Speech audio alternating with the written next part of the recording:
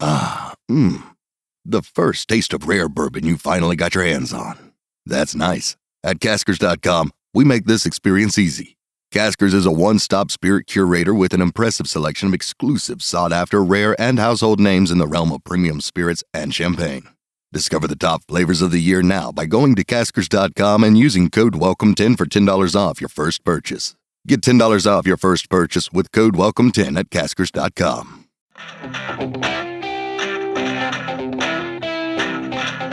Bling blong, everyone. Our new podcast miniseries, Talking Mission Hill, is now exclusively on Patreon. Put on your spicy pants every Friday with a new podcast covering each episode of the cult series from Simpsons legends Bill Oakley and Josh Weinstein. $5 subscribers at patreon.com/TalkingSimpsons can hear every episode, plus all of our previous miniseries about Futurama, King of the Hill, and The Critic. So don't be a Beardsley. Sign up for Talking Mission Hill today.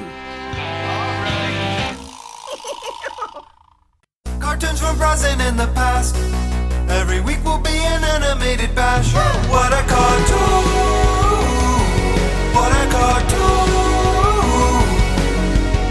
Maybe a short but mostly shows. We'll talk, we'll analyze, exploring as we go. What a cartoon! What a cartoon! What a cartoon! What a cartoon! Hello, everybody, and welcome to What a Cartoon, recorded above an industrial vat of margarita mix. I'm one of your hosts, the porn clown Bob Mackey, and this is an audio exploration of every cartoon ever who is here with me today. Hey, it's Henry Gilbert, and I love raisins just as much as chocolate chips. You're disgusting. And who do we have on the line? And I'm David Whittington, and my shtick is being the world's most indirect asshole. And today's episode is the Harley Quinn episode, Till Death Do Us Part. Gothamites hear the name Harley Quinn. I want them to piss themselves. I want a taste of that. You want a taste of piss? No, you know what I meant. God. Yes, Dave Whittington is back, and one of our longtime high-level patrons, but he's not here in person for obvious reasons, because no one can be here in person. We're just too important for our safety to be compromised. Yeah.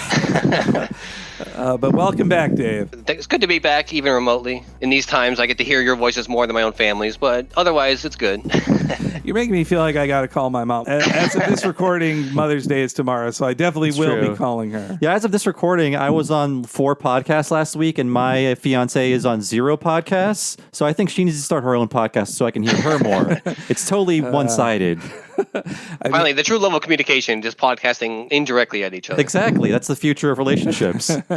You know, Dave, in previous ones, you've had some pics of a lot of anime before this, but also some super stuff and adult-oriented action cartoons.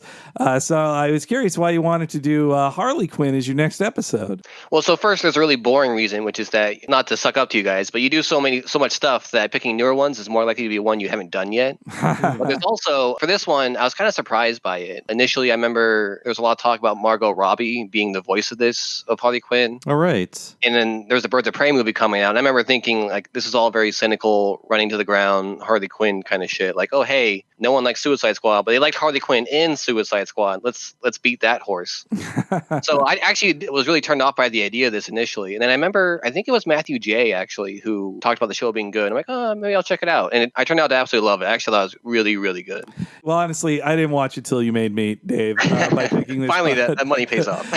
But then I indulged and watched the entire series and caught up with it. But Matt J. was an early person who made me think this could actually be a good show.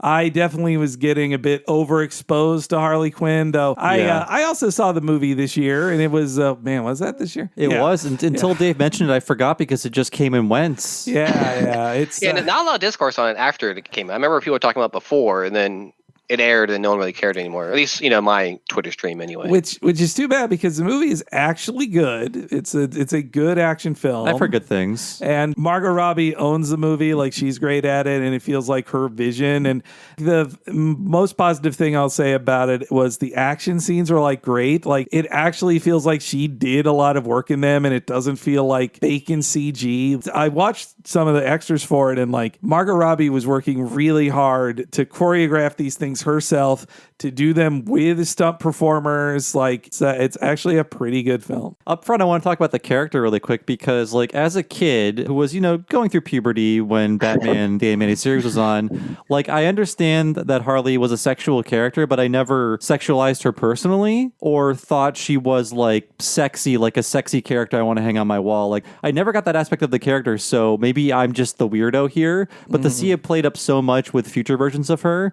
is, like, odd to me. But it's like, I know I am the weirdo. I know people have been spanking into the porn clown since 1992.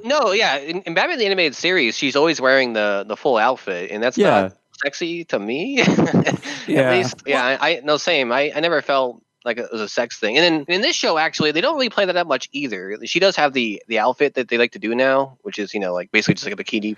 Daddy's little monster outfit, pretty. It's similar to the one that she wears in Suicide Squad. And I'm not saying I'm above being horny or anything. That's not what I'm saying. I just, like, with the Harley Quinn thing, I just never fixated on that aspect. And I love her from that original series, and I love her with the Joker, but I just don't know that's what people take out of it the most, is they want to fuck the porn clown. I never got that until was the Arkham games the first one where she had that kind of outfit? Definitely in Arkham Asylum, she is sexed up far more than she was before. Yeah, everyone is all McFarland out in that game. Todd, not Seth.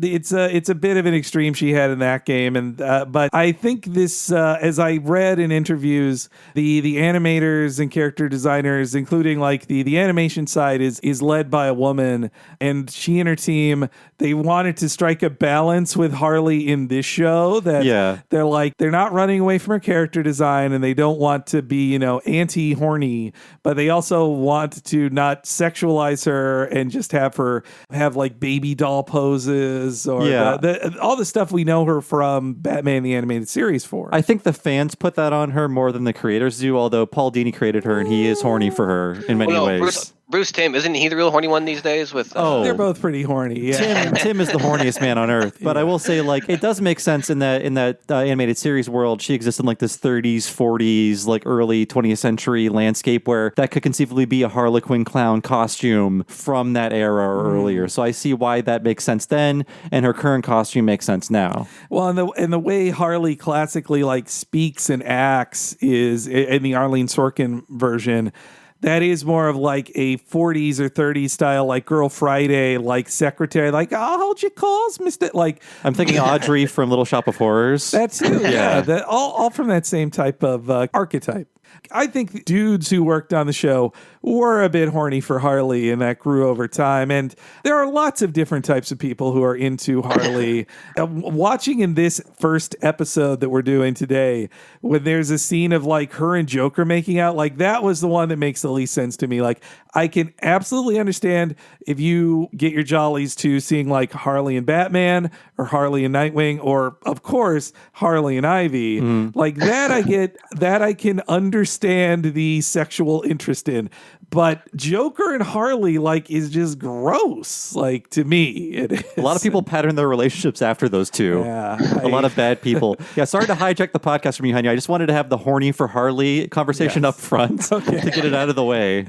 But animators, like even on The Simpsons, right? We're always kind of horny for, and again, we're not saying it's a bad thing, just an observation of what was the episode particularly that like, they were obviously really horny for Marge early on. Oh, I think Mark Kirkland in his episodes, he's a fine man, a very talented man, but Marge is always like naked in his episodes. Marge is nude in his episodes, and as an anime watcher, plenty of horniness abound with animators. Yeah. So, it's just a thing people do. Well, and right now on Twitter, everybody's getting horny on their timeline, so I'm seeing a lot of like horny like drawings and stuff, which I get. Like, if you're an artist, for us, when we have our sexual fantasies, but we don't have the ability to draw, they just kind of exist in our heads, or we try to find a thing online that can match those fantasies. But if you have the skill to draw, you can just draw those boobs or butts or whatever that you want to see. And so for some people, that's Harley. So I get that. But yeah, the show kind of has it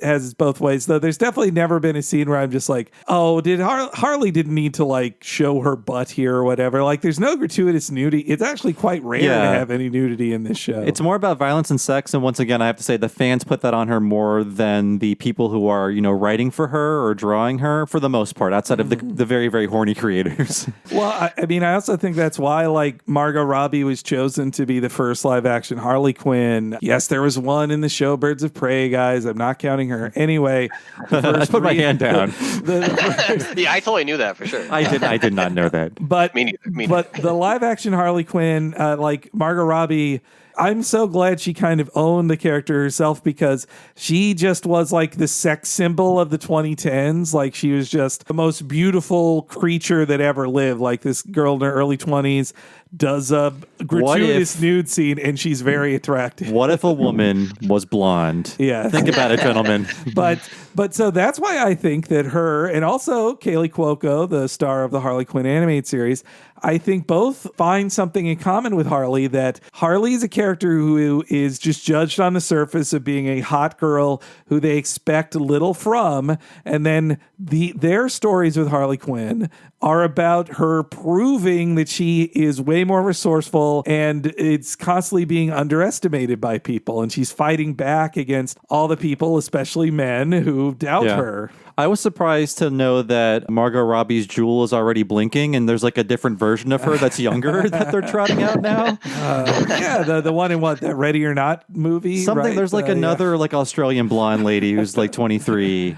That's why Margot Robbie got into film production. She's like, shit, I gotta be more than just a pretty face. I do remember, and I did see at least the rumors of it, that like she was going to be the voice of Harley Quinn on this show, and then at some point there was radio silence, and then it came back, and then she just wasn't there, which again is fine.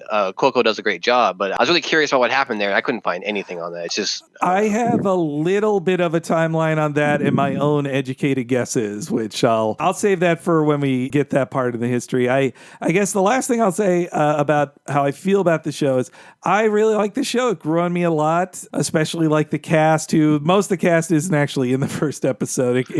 It grows over time, but the feel and world of this I really like. I like this version of Harley a lot, and there's so many just great lines in it. I will say I think, it definitely takes inspiration from the Venture Brothers. Yeah. Big time. That's something we should probably discuss a bit. I'm actually a huge Venture Brothers super fan, so in retrospect, that I like a show that's doing a similar thing is probably not surprising. But, it's particularly the Guild of Calamitous Intent type stuff. The Guild and the Legion of Doom are fairly similar. It's funny. I guess no one was making adult superhero cartoons for a long time, and the Venture Brothers was there to fill the gap with their own like parodies. So that was like the only thing that we had to turn to. And again, there's no way to know this for sure, I suppose. But I wonder if they took any inspiration from it, or they just had the same idea effectively. Because it's a pretty easy idea to come up with, I guess. I mean, execution matters, of course, but the idea of let's take these larger than life people and then bring them down to real world situations here and there. You have the Penguin hosting bar mitzvah kind of stuff, like. It's comedy gold, basically, and so I just wonder if they just had the same idea in Venture Brothers Have Me First kind of thing by a long time. Yeah, I couldn't find any interview where they mentioned Venture Brothers being an inspiration. It's hard to imagine it wouldn't be. I'm definitely not saying they're ripping. This is an intentional like theft, but also like Venture Brothers was not the first thing to go like, isn't it silly how Dr. Doom talks this way? Like I think like Austin Powers was one of the first things I can remember where just like here's a supervillain, but also he's got like everyday problems. He goes to therapy. He's got a teenage son who won't listen to him and things like that. Yeah. There are some times where, especially when like Joker will say a line, and I'm just thinking like, boy, the Monarch would have said that line the same way. Oh, you're right. Like, This first episode is full of the Monarch, really. Like this is the Monarch having relationship problems with Dr. Girlfriend right here. Yeah. But I do think the show's pretty funny, and it grows on me. And I also I'm liking the kind of slow burn on the Harley Ivy dynamic as well. As a comic fan, I like some of the deep cuts they make in it. Of course, Condiment King's in here. Like, duh, like, come on. And the cast. I love the cast. Like, they did an amazing job casting in this. Yeah, because a lot of their alternate takes on the villains, which, as you said, doesn't really show up in this episode, unfortunately. But I really do love a lot of the alternate takes they have. The thing is, the takes they do have, though, some of them might be pretty obvious, but the voice acting, like you're saying, really sells it. Like, the execution really kills it. I guess, why do we go into the history of this, which also involves the history of Warner streaming platforms, unfortunately. We've talked about Harley Quinn before. I believe I did a bigger history on how she was introduced in our Batman the Animated Series 1 for Almost Got Him, because she's in that episode. But short version is, they're working on an early episode of Batman the Animated Series, Joker's Favor. Paul Dini and Bruce Timm are trying to come up with a new idea for a henchman for Joker, because they're going to need a major henchman character to pull off the scenes they have planned. And they're like, why not a henchwoman in a form-fitting costume? And Timm designs this Harlequin type character, partially influenced by Paul Dini's good friend and actor, Arlene Sorkin, who had played a Harlequin type role in an appearance on a soap opera she was doing a few years earlier. Paul Dini and Arlene Sorkin are just really good friends, and he imagined the role for her and based it on her performance of a Harlequin with a very old-timey accent. Oh, that is such a good episode, too. It's like one of the most noir-style episodes. Yeah, yeah. And as I found out in my research, too, like Arlene, she had so much influence over the character of Harley and how she grew. There's the episode where Harley teams up with Batman and Robin, and she has to sing a song to distract everybody. And the song she sings is one that basically Arlene just made up on the spot, trying to entertain Paul Dini, because they were locked inside and freaking out during the LA riots. So she's like, okay, hey, this is a fun song. Come on. Are you talking about former America's Funniest People host Arlene Sorkin? Yes, that's right. And I mean, Harley Quinn was an instant success. Every kid loved her on the show. The creators loved her too. Dini and Timm especially, who are recognized in the DC Comics sense of created by credit, which they don't give to every character, but major ones, it always appears and stuff. In that sense, Harley Quinn is officially created by Paul Dini and Bruce Timm. And over time, they grew a real deep history for her, including, really accentuating the abusive, codependent relationship she has with the Joker, as well as a close friendship with Poison Ivy that culminated in an original comic by Dini and Timm called Mad Love, which would later get redone as an episode in the second run of Batman the Animated Series. Mad Love breaks a lot of rules. It's that they could not get away with on Fox, and it's really great, and it sets up even more darkly their relationship and creates the origin Harley didn't have before, that she was a psychiatrist who was twisted by the Joker and tricked to joining up with him. She was pretty popular and would appear in many episodes of Batman the Animated Series, even on the Superman series as well.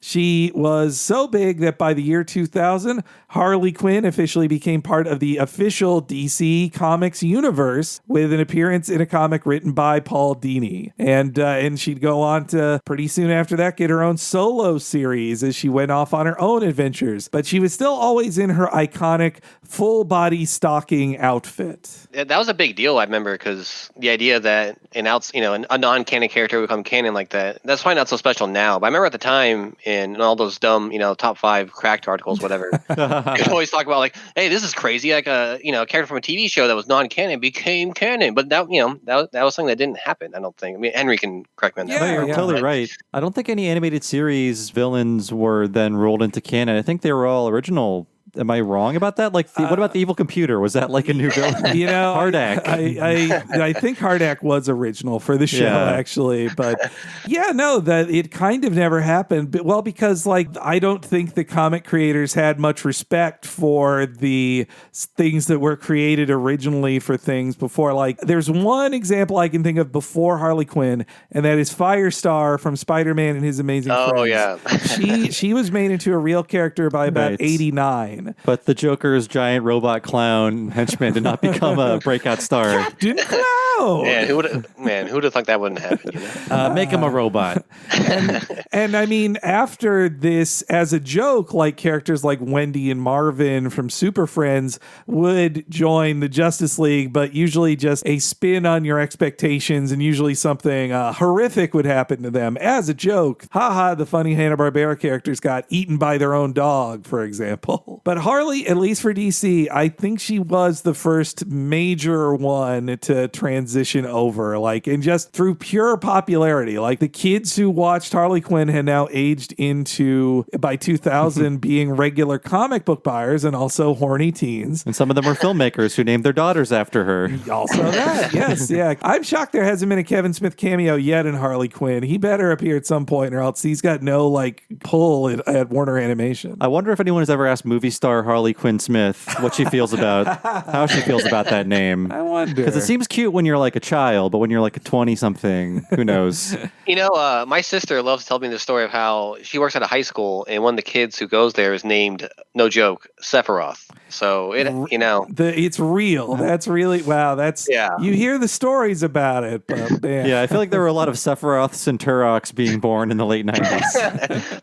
So Harley Quinn, pretty popular. She appeared in a lot of comics and animated shows through the 2000s up to 2010, but she was basically unchanged. I mean, she kind of go in and out of being with the Joker. That was the way they played her character. And definitely Bruce Timm and Paul Dini and other creators would do Harley and Ivy stuff that were team up books that also kind of like winked at you, like, they're sitting on bed together. What do you think, guys? Like, like they winked a bit, but they were never canonically a couple. They were just a couple of gal pals. So Harley, relatively unchanged, pretty much an anti-hero, team up with like Catwoman and Poison Ivy as well. And in Gotham City Sirens, a really fun comic. But then came 2011. That is when DC did a giant reboot of their entire like company-wide line reboot called Flashpoint. And that led to a pretty much rebooting of every character, redesigning of every character. And Harley Quinn was among those characters. And so they made major changes to her. In her original appearance, people mocked her as like, oh, Harley robbed a Hot Topic. Like that's what she looked like. It's like a Juggalette fashion. Yes, yeah. Well, and she was, though Harley's character changed a bit too. Like she was less naive and more driven and also way more violent. She still had a bad relationship history with the Joker, but she stopped crawling back to him and she was her own person. Like, It was not about her, oh, now you're back with the Joker again, huh? I think they improved writing her because she was driven in the past, but she had to be, pushed to that point, and she was a lot more wounded as a character. Yeah. Where you could see like the creator's intent to make like slightly like not necessarily weak, but like a woman with weaknesses. Mm-hmm. Yeah. That like a man like the Joker could exploit. Yeah, I think Paul Dini, vulnerable is the word I'm looking for. Yeah. Sorry. Yeah, I think that was the arc they wanted her character to be, is like she was a dopey ditzy blonde who got tricked into stuff by the Joker, but she had a heart of gold. She just needed to find herself, and it was about her finding herself. But also I think they liked writing her and Joker together more often too. So they're like, well, I want to do a story with Joker and Harley together, so they're back together for storyline purposes, just so she can be in the sidekick role again. There's one amazing episode of the series. I looked it up because I forgot what it was called. It's called Harlequinade, and it's when she helps Batman track down the Joker, and it's all about their relationship kind of subtly throughout the entire episode. But in the end, she gets the joke on him and that he thinks she's going to murder him with a gun. That's right. Oh, that's a great one. I do. Yeah. And she gets the last laugh. That's a good one. Yeah. Yeah. It's great. Oh, and also they changed a major thing about Harley in the 2011 reboot of her, that her skin was now bleached white, just like the Joker, instead of having makeup on her body. This ain't makeup. The reason she was always in that body stocking is because she would paint white her face, but not the rest of her body. And I think they decided,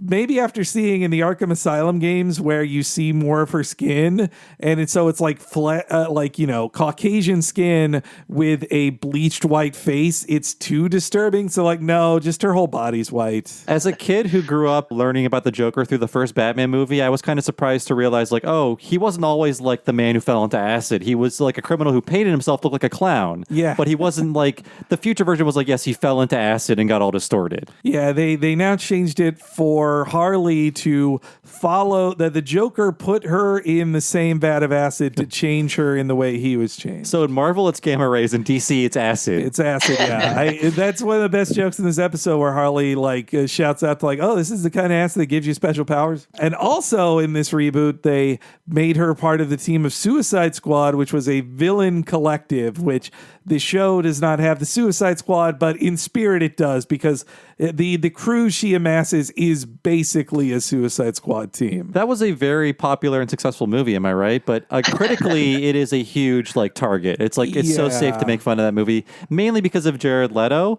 So much so that they took him out of the movie mostly. I mean, you saw the movie. Oh, yeah. Henry. He's they cut probably 12 minutes of Joker out of that movie. It's the Suicide Squad film is a total mess, but I think they saw the success of the comic that they're like, well, we got to do it, and we need Margot Robbie in it. But the big comic that changed things for Harley Quinn, folks at first didn't like her redesign and the Suicide Squad thing. They felt it was kind of cheap, and also that she was being a little too porn clown too, that like people felt that it was too male gazy and didn't it was that she was dressing up for guys to ogle her, was how it felt with her character, until little after the reboot comes a comic book by the creative team of Amanda Conner and Jimmy Palmiotti, who were also a real life couple. They redesigned the redesign much closer to what we see on this in the show as well. And they give her way more agency, an interesting collective of like side characters, several who are in this, like Cyborgman. And they directly said in interviews, like, yes, Poison Ivy and Harley Quinn are in a non-monogamous relationship. They are a romantic couple. That was just refreshing, and they were way ahead of the ball of like, for the longest time in comics, major characters weren't allowed to be gay, or if you're a gay major character, that's all you are defined as. And you definitely couldn't even make a reference of just like, Wonder Woman probably kissed a girl at some point. Like an editor would just say like, no, you can't say that. No, she didn't. She never did. No, Lisa, boys kiss girls. or like, Dick Grayson probably would kiss a guy, wouldn't he? You go like, no, he wouldn't. That wouldn't happen. So that's when it became more real and it felt more legitimate. Instead of just having fan service that felt very just like targeted at one specific audience, actually making them a canonical queer relationship changed how Harley and Ivy were perceived by a lot of gay fans, especially, I think. And yeah, the Harley Adventures, though, they also had the same kind of like comedy mixed with violence ethos that the film and this show really takes on. Yeah, I was thinking, with this show, there's really not that many comedic takes on the Batman mythos, which is surprising only in that there's been a million Batman-related things. And yet they all turn out to be samey, or at least covering the same kind of ideas most of the time. An interesting thing as a comic fan, I knew that the powers that be, for the longest time on the comic publishing side of the DC empire, they had a lot of power.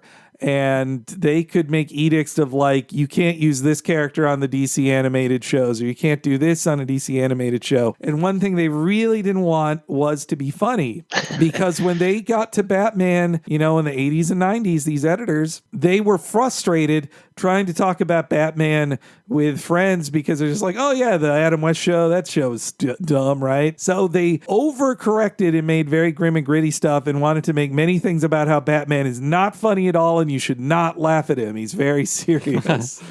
Don't you know what he's been through?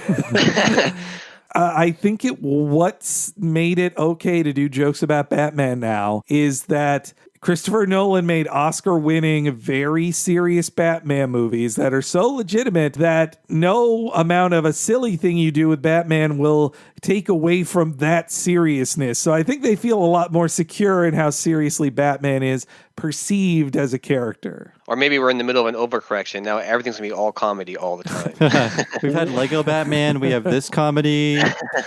Well, a funny thing happened on the way to the making of this as well, which is Deadpool came out. And Deadpool was... It's a good film that I do like the first Deadpool film. I think the second one, again, is like it's an overload of a good thing. But even what I like about the first Deadpool film is how it's just the comics that I liked. And for the longest time, they never thought an R-rated superhero film could do anything. But once that was such a success, DC's like, shit, our characters can say fuck, and they can talk to the camera and be meta. We got to do something with this. So that, I think, also is what opened the door for things like Harley Quinn, both getting a feature film that's R-rated and a very R-rated cartoon. Now, we're in 2016 now, post-Deadpool world. We've all been chimichanged by the best. And Pardon me? And so it's a dark time. I know it's hard to remember that year. But DC was also trying to find a way to make more TV productions out of their characters that weren't going to star in a movie. They'd already had a ton of success with action dramas in the Arrowverse, Arrow, Flash. Those were doing well. Now they were looking to make a 30-minute sitcom, and they are pitched a single-camera sitcom called Powerless. And that gets sold to NBC. And the Powerless show was run by 3 executive producers, Justin Halpern, Patrick Schumacher, and Dean Lorey. And Powerless was not a success at all, but those 3 guys stuck together. I just started listening to your guys on the Mission Hill stuff. So when I was reading up on Powerless, I'm like, well, this sounds familiar. Like, they aired a few episodes and then they canceled it, like, just straight up. Like, hey, they didn't even air the last 3 episodes they aired on some streaming service no one has ever heard of before. That's right. They produced 12 episodes, aired 9, and basically it aired from like February to May, and they're like, fuck it, we're done. Like, I have no idea what this is. I was thinking it was that Michael Chiklis No Ordinary Family, like secret superhero family show. Very similar, but no. Well, so Powerless actually similar to a classic comic created by Dwayne McDuffie that I love called Damage Control. I love that comic. And the comic Damage Control is about the unnamed people who clearly have to clean up New York City after every gigantic fight destroys it. And so that's what Powerless is about. It's about working for a company that cleans up the messes of superheroes and basically having the office in the world of DC Comics. Though it's not a fake documentary, though. It doesn't do that. Man, that sounds really cool. I've never seen a frame of this. It sounds awesome. It's okay. It's all right. Yeah, I tried to look it up, by the way, and I'll watch an episode just to, enhance my understanding for this podcast, and it's not streaming anywhere. Like, I think maybe on the NBC specific service that, again, I've also never heard of, really. Well, hopefully by the time you're listening to this, it's on HBO Max. It's on Peacock. So I was like... I did watch a clip of it, and it's basically what Henry described. It's kind of the same idea as, you're taking these larger than life ideas and bringing it to the mundane real world. Like, the clip I saw is they're doing an ad for like Wayne Tech. They're trying to manage these superheroes commercial demands and stuff. Like, I want to be naked in the commercial, and all that kind of stuff. But yeah, it's that same idea again, right? Of let's take superheroes and then, here's this mundane real world problems they have to deal with. That's where Danny Pudi ended up after Community. Yeah.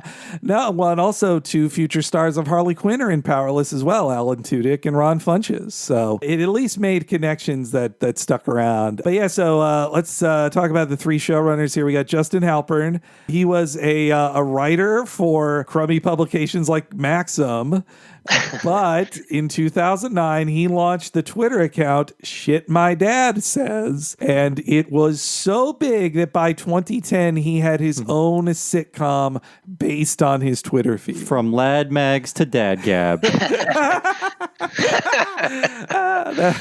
I mean, I remember Shit My Dad Said being a funny early Twitter account to follow. Now it feels so quaint to talk about it. That's 10 years ago, man. That's forever ago. I always wanted to blow the lid off that conspiracy. He never said that. You were just writing a character, sir. It was a more innocent time when we were on Twitter. Most people were just like, his dad keeps saying this shit. Look at it. You wouldn't believe it. So Halpern sold the show, and it would be a 1-season sitcom. It would premiere in late 2010, canceled by 2011, but Halpern wouldn't be defeated. His writing partner who came with him to help showrun Shit My Dad Says was Patrick Patrick Schumacher. And the two of them as a writing team, they'd go on to be producers and writers on shows like Cougar Town, something called Surviving Jack, which was also based on a Twitter feed that Justin Halpern did. Come on. He's got a specialty, man. You gotta take work where you can get it. And then they were working on another DC show, I, Zombie, though that's like a quieter. It's really DC published it, but it's not set in the DC universe. And that's when they pitched and sold Powerless. And when they sold that, Halpern and Schumacher, they got partnered with Dean Lorey on Powerless. And Lorey, his IMDb is crazy because he is a little older than them, and he got his start because he wrote a script called My Boyfriend's Back that got turned into a junky early 90s horror film. A Comedy Central classic. Yes. Yeah. So that Dean Lorey got his entry into Hollywood on that. And from that, he then wrote Jason Goes to Hell and the Damon Wayans starring Major Payne. He wrote that as well. But then he'd transition into TV work, leading him to write for Arrested Development in its third season. And then he'd write in the fourth season reboot as well. And so I think probably it was more his Arrested Development chops that got him partnered with them on Powerless. You know, it's funny, as a normie, I don't normally look this kind of stuff up right after these shows. I mean, you guys have to do this all the time, but I don't normally do that. So looking this up, and you can just see like, oh, this is just a Powerless reunion. Like this whole Harley Quinn show is just 80% Powerless. It's from the look of it, I couldn't see them fully confirm this in an interview. They've done a number of interviews, even though the show's only been out for like 5 months at this point. But they did a lot of interviews, and it sounds to me like they finished Powerless, but Warner's like, what else you got? We're looking for other stuff. And in fact, next year we're thinking of starting a streaming service. We want even more content. So they're making pitches to DC. So in April 2017, Warner Media announces they're going to start a dedicated streaming service that will host all of their DC superhero content. Every movie that a DC superhero has appeared in, all of the animated series, and also all of the many, many direct-to-video films that they had made as well. That will also have a back catalog of old comics, too. And it sounds pretty good, though now when in the post-Disney Plus world, it's like, this feels like just a sliver of what you can sell as a streaming service. Yeah, it kind of sucks because there's some really good stuff here. But even if you take like the most, money efficient plan of the year subscription, I think it's like $70 for a year. Yeah. So it's about $5 to $6 a month, I guess. So you can get that. You can get Disney Plus for that, or Netflix is just a few dollars more than that. And DC Universe has a fraction of content. Now, if you're big into comics, that might make it a little more worthwhile. Ultimately, I think the problem for the service is that they didn't make enough original stuff. Like they only invested so much. Like it was like a half step. They're like, let's just put our toe in the water here. And I mean, it led to some great stuff like this, and also the third season of Young Justice. Like there's some really good stuff on there. And a great back catalog, but DC Universe came at exactly the wrong time because this is business talk now. AT&T hadn't finished its purchase of Warner, so they're like, okay, we can't launch our thing that's all Warner stuff, so the DC dorks can launch their thing that's just DC stuff. And now that they've got HBO Max ready, they're like, no, all the money for original content goes to HBO Max. It doesn't go to DC I forgot Universe. that AT&T is such a major player in all of this. Yep, yeah. And they had their own streaming network. Like Ian Jones-Cordy dropped that bomb on us when we were recording with him. Like, have you seen this streaming network? And it was totally new to me. Oh, and I think that was the AT&T streaming network. I can't even remember what that was called. With like an original Stephen King series on there. Right. I mean, the real dirty thing that honestly should be illegal is that a telecoms company can own the content that it will stream on a thing you'll pay to stream. So it's like you have to be an AT&T customer and you also stream the things they own over the thing you pay for. It seems illegal to me, honestly, but oh well. We're changing the laws right now to make it legal. So November 20th, 2017, behind the scenes, those three guys are pitching watching a Harley Quinn show. Deadline reports that it has been officially sold. It will be 26 episodes of an animated series based on Harley Quinn. Those 3 guys are named as the showrunners of it, and that will be on the then unnamed DC streaming service, which that means it took them 2 years from announcement of this to get these episodes out. Wow. That's long, that is a Venture Brothers level gestation period. The thing is, again, this is kind of like the outside looking in kind of thing. Season 1 aired, and then it was kind of a surprise. Season 2 is coming in a month. I don't remember the exact delay, but it was a month or two between the end of Season 1 and the start of Season 2. Yeah, I mean, odd. Like what happened with Disenchantment on Netflix and a lot of shows, that Netflix, they pay for something that they call it one season, and they pay for one season as this much money. But when they release it, they call it 2 separate seasons. So right. Negotiation-wise, they're paying for one production season, but they get the bump of 2 separate seasons. I think that's kind of the distribution model they're going for with Harley Quinn. And in that original Deadline story, they say that Margot Robbie, sources say Margot Robbie is being courted for The Voice. So this was intended to just be the animated version of Margot Robbie having continued adventures there. Now, here's where I put in my personal theory on this. So Margot Robbie's production company is making its own Harley movie, and it is about a breakup story with the Joker and her finding independence along with other characters who are also finding independence with her as their leader. And I think these stories were come up with independently based on the same source material in the comics. But I could see Margot Robbie seeing the show that those 3 guys sold, and she's like, wait, this is just the movie I'm making. I think it's too similar. And so she's like, no, I'm just going to focus on the movie. This will be a separate thing from the Margot Robbie Harley Quinniverse. Well, I imagine I have no information about it, but I would imagine the movie you're referring to would be a little more serious, probably, even if it's still ultimately... It's a little, yes, it tone, is. But yeah, it's probably a little more melodramatic than what this show is. Yes and no, though. She breaks...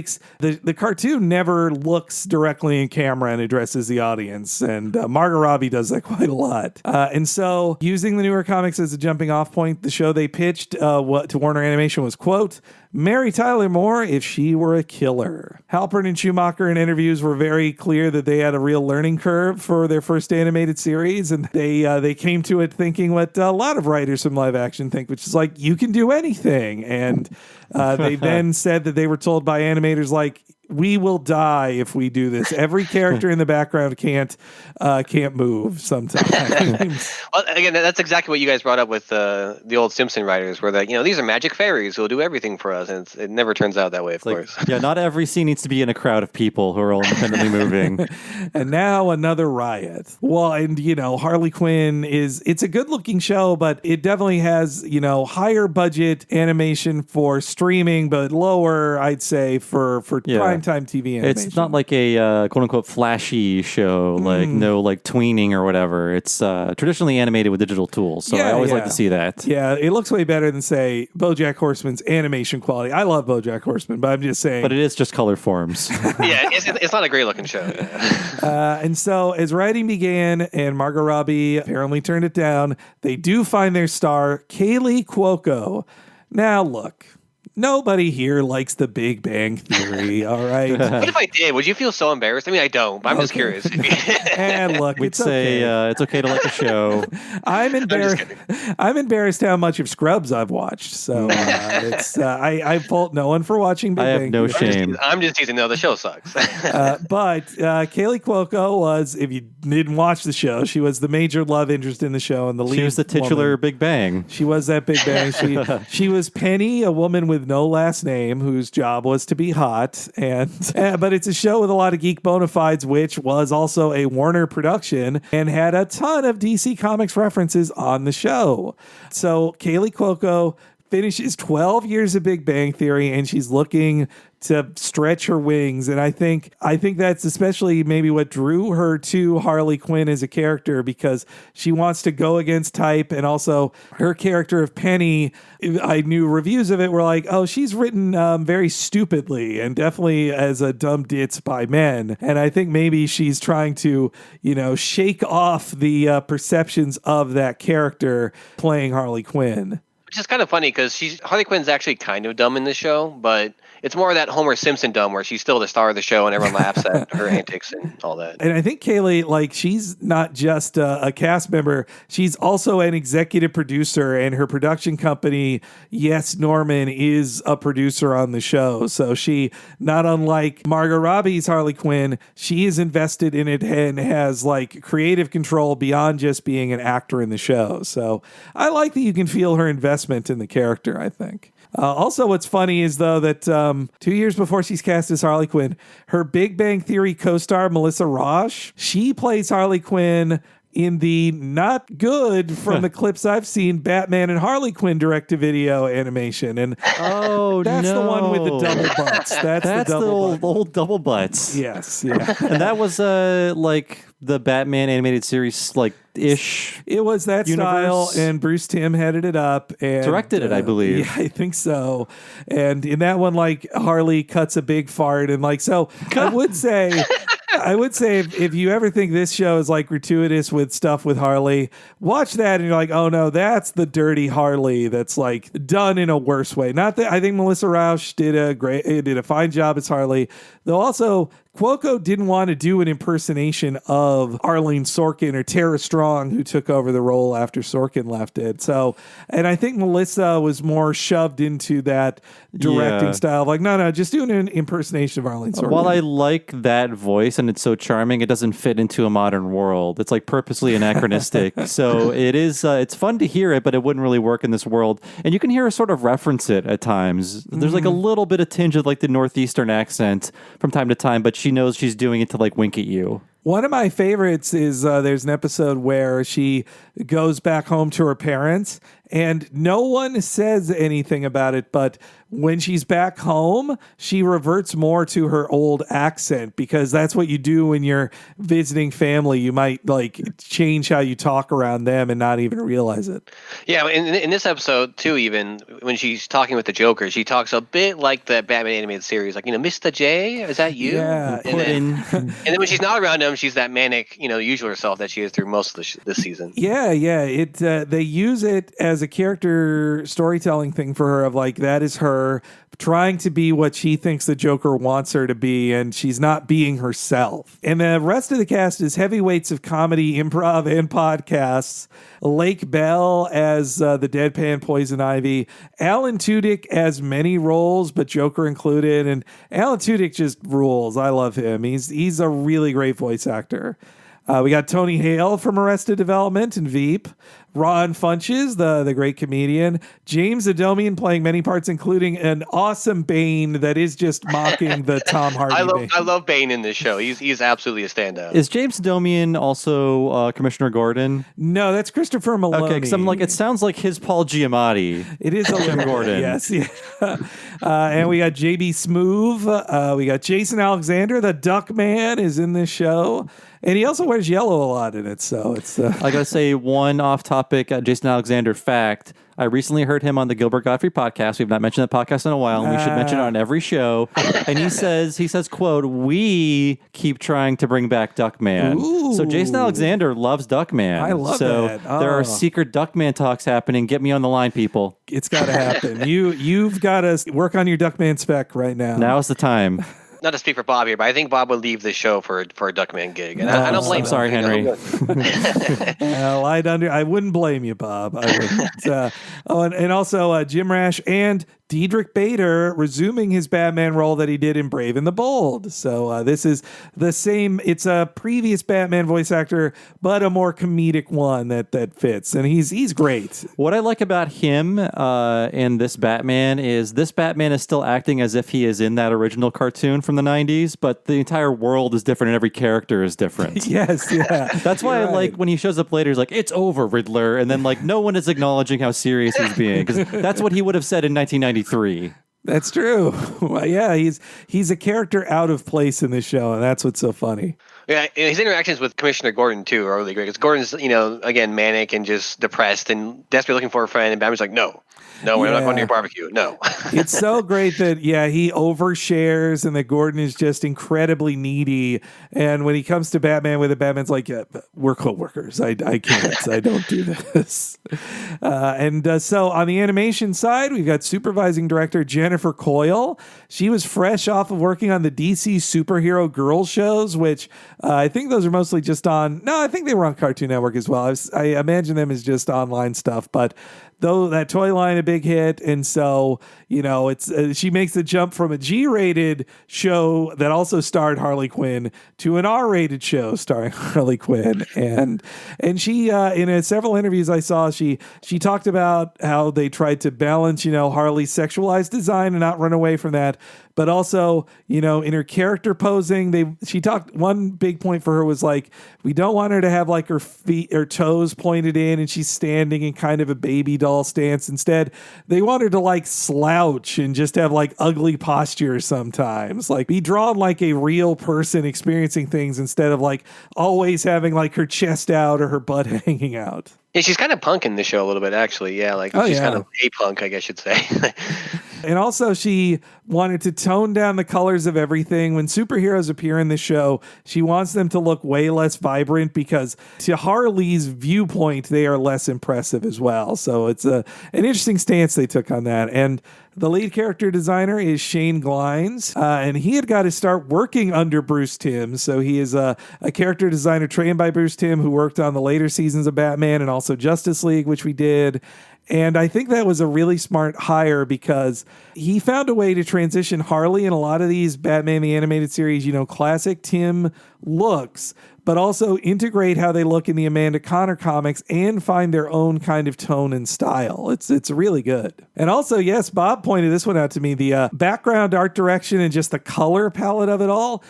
William Ray, aka Bill Ray, who has a lot of awesome credits. Yes, the most notorious one, or the best one in my opinion, is most of the background paintings and gross-up paintings you see in Ren and Stimpy, he painted them. Yeah. From the Spumco and Games days. He did both eras of it. And the music is done by Jefferson Friedman, a relatively new composer to TV and film, who also worked on Powerless. So there you go. And overseas animation services are kind of split between three companies: Any4U, Digital Emation, and Maven Image Platform. Though I believe Any4U is the lead animation house on this. They're based in South Korea, like many are, and don't hold it against them that their first job in 2014 was the 2D animated adaptation of The Croods. There was a TV version of The Croods? Well, Netflix. I mean, it was a streaming, yeah. Can you believe that was the Lilo and Stitch guys movie, Chris Sanders? That's unfortunate. He's really good. He should be making movies about thick women or aliens or both. Not these cave jerks. They integrated a lot of characters who, definitely are takeoffs of like their animated or movie counterparts like Bane, Two-Face, and Catwoman. But they also bring in newer folks from the comics, some who have never appeared in an animated thing before, like Queen of Fables, Cy Borgman, not Cyborg Man, Cy Borgman. Okay. Wait, Henry, hold on, Henry. Can I ask you about that? I have some comics knowledge, but I didn't realize Cy Borgman was a real character, actually. I had to look this up because I really fell off the comic reading bandwagon in 2015. He is a post-2015 character, but he is a regular in recent Harley Quinn comics. Is that Harley's lawyer, Cy Borgman? Actually, no, it's her landlord. Okay. So. That's Jason Alexander playing a guy who was very clearly like an awful CIA agent who used to do awful things and now owns a mall or something. Those are my favorite jokes where he is constantly talking about like hideous war crimes that he did in like the South Pacific and he's like, but anyway, I'm free now. Okay.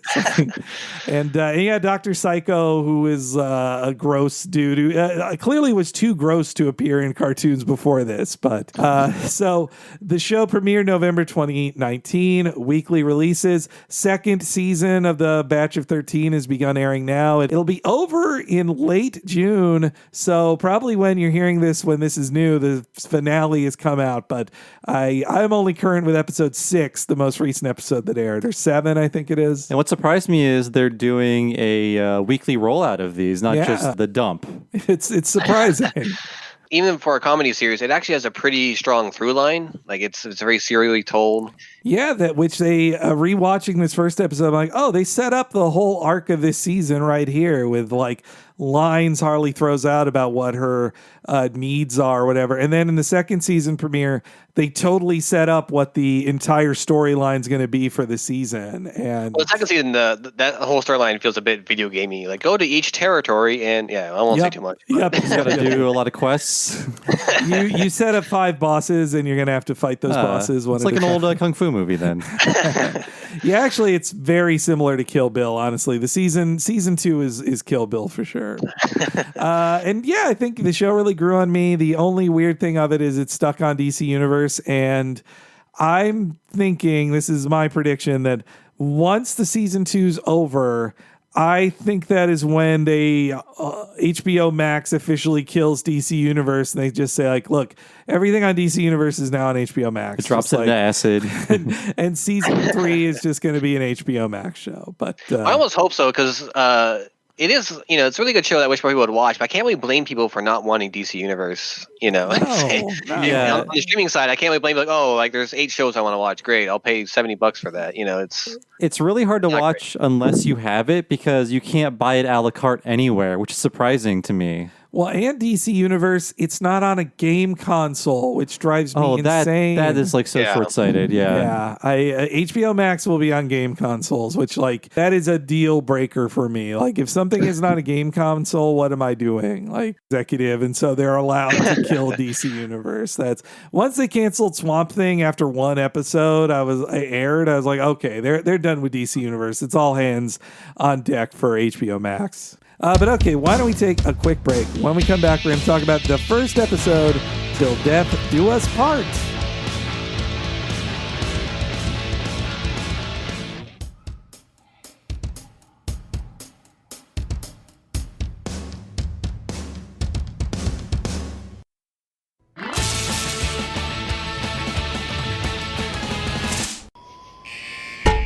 What's up, New York? I can't wait for you guys to see my new show on DC Universe. You're gonna piss yourselves, I promise. I think they're gonna hate it, Harls. They hate everything. No way! It's got comedy, action, incredibly gratuitous violence, and unlike that Deadpool cartoon, it's actually coming out. I thought we were supposed to make a show that was super gritty and bleak and depressing. Like a DC thing. That is an excellent way to make television and film. But everyone in my show is gonna have fun, or I will bash their f***ing heads in! There's no fun in Arkham, Quinn. Except him. Yeah, guy's a real buzzkill. Oh, is that the logo? I like it. They're gonna hate it.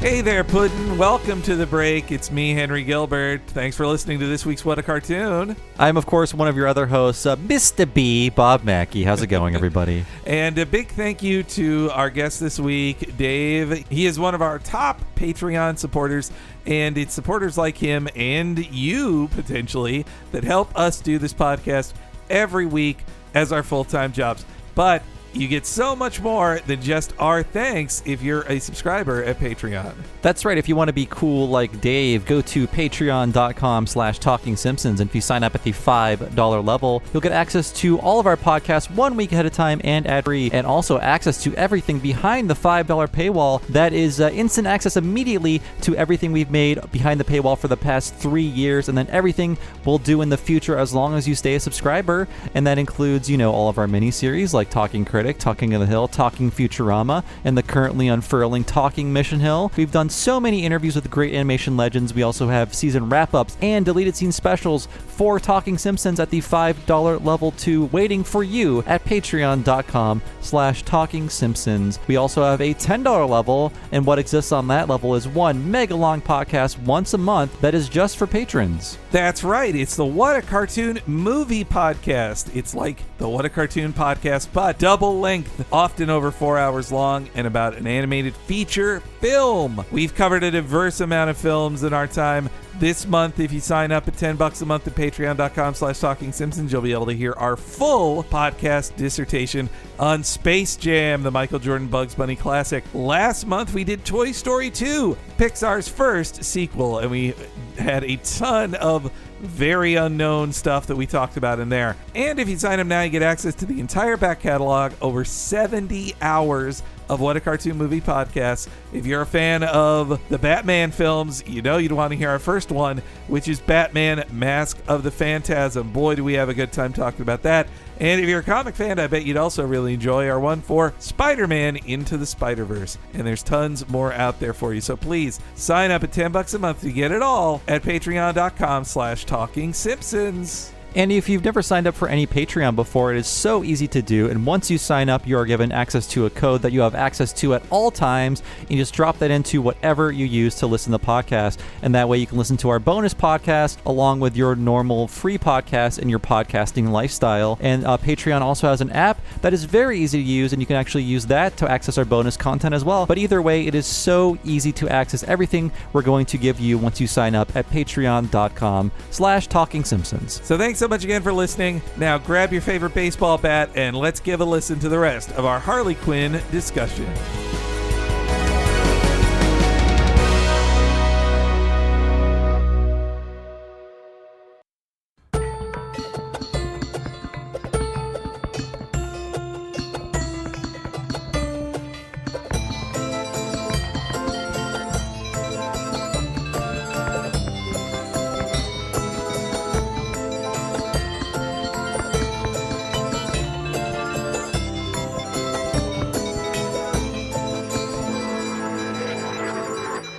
That was the opening thing for Harley Quinn. Let me just say, watching that opening logo of the DC Universe gets really old, and it's like 3 minutes of the show. I didn't hate it at first, but after the 10th time I had to see it, I'm just seeing all the flaws of like, oh, these CGI characters could look better, because this is the thing that plays before every DC movie. Like, this is their flipping comic book pages that Marvel does. It's like, you should be more, don't be so proud of this. Put more work into it if you want to be proud of this. I will say up front about this show, I do want to see more of it. I had a few issues with this first episode in that I feel like it might not be for me, and that's fine. And it does make me feel very old, where a lot of like the what I view as like ultra violence is like, I like things that are violent and funny, but so much of it in this series seems to be there just because they can do it. While thinking about this episode as a whole, I thought like, if you remove like death from this episode and just have people like beaten up or going off screen, this could be like a Batman 1994 episode. I feel like without the swearing and without like the murder on screen, often very gory and violent, like there's nothing they're doing here in terms of the storytelling that could not have been done in a kid's cartoon. And again, like, maybe I am getting old, maybe this is what people want from this character, but I felt like myself saying like, did we need some of this stuff in here? But again, maybe they're trying to prove themselves. Maybe they're trying to say from the beginning, like, this is what we can do now. Like, this is not a kid's cartoon. Well, we made that Venture Bros comparison earlier, and honestly, it felt a bit like that in the sense that when, especially in the early times, when Brock Sampson would do the, a little bit of the old ultra violence. Mm-hmm. And as much as I do like this show, I actually don't really disagree on that point, Bob. Okay, yeah. Like the ultra violence in this episode doesn't do anything for me either. I don't hate it. Like, I think it's fine, but it doesn't do anything for me. I didn't particularly get anything out of it, and I think in that sense, it does get a little bit better later on when it's more integrated into the jokes. But that was just a fight scene, and they put some gore in there. Like, that's all that really was. So it wasn't. I agree. That doesn't really do anything for me, and it's not the part of the show that really does it for me. That as much as I do like it. Yeah, it was cool to see this, and I'm glad you chose this, because otherwise I probably wouldn't have watched it. But I'm glad to hear from Henry's perspective that it does improve, because I do feel like there's no boundaries, and they might be going a little too far when it's not necessary. You know, I think this first episode is really about showing the audience how far they're allowed to go in this, and go like, here's what can happen in Harley Quinn. I don't think it's to the extreme of going like, this ain't your daddy's whatever, like that. I don't think it's about that, but I think it is about just setting expectations for how violent it could be. Now, the show has moments that are more violent than things I've seen in this show, and some that really shock me, especially with they go to extremes with major name characters, like lunchbox characters. Horrible things happen to them. But I think it's more earned there. And also there are some times where episodes go where no one is brutally decapitated or whatever.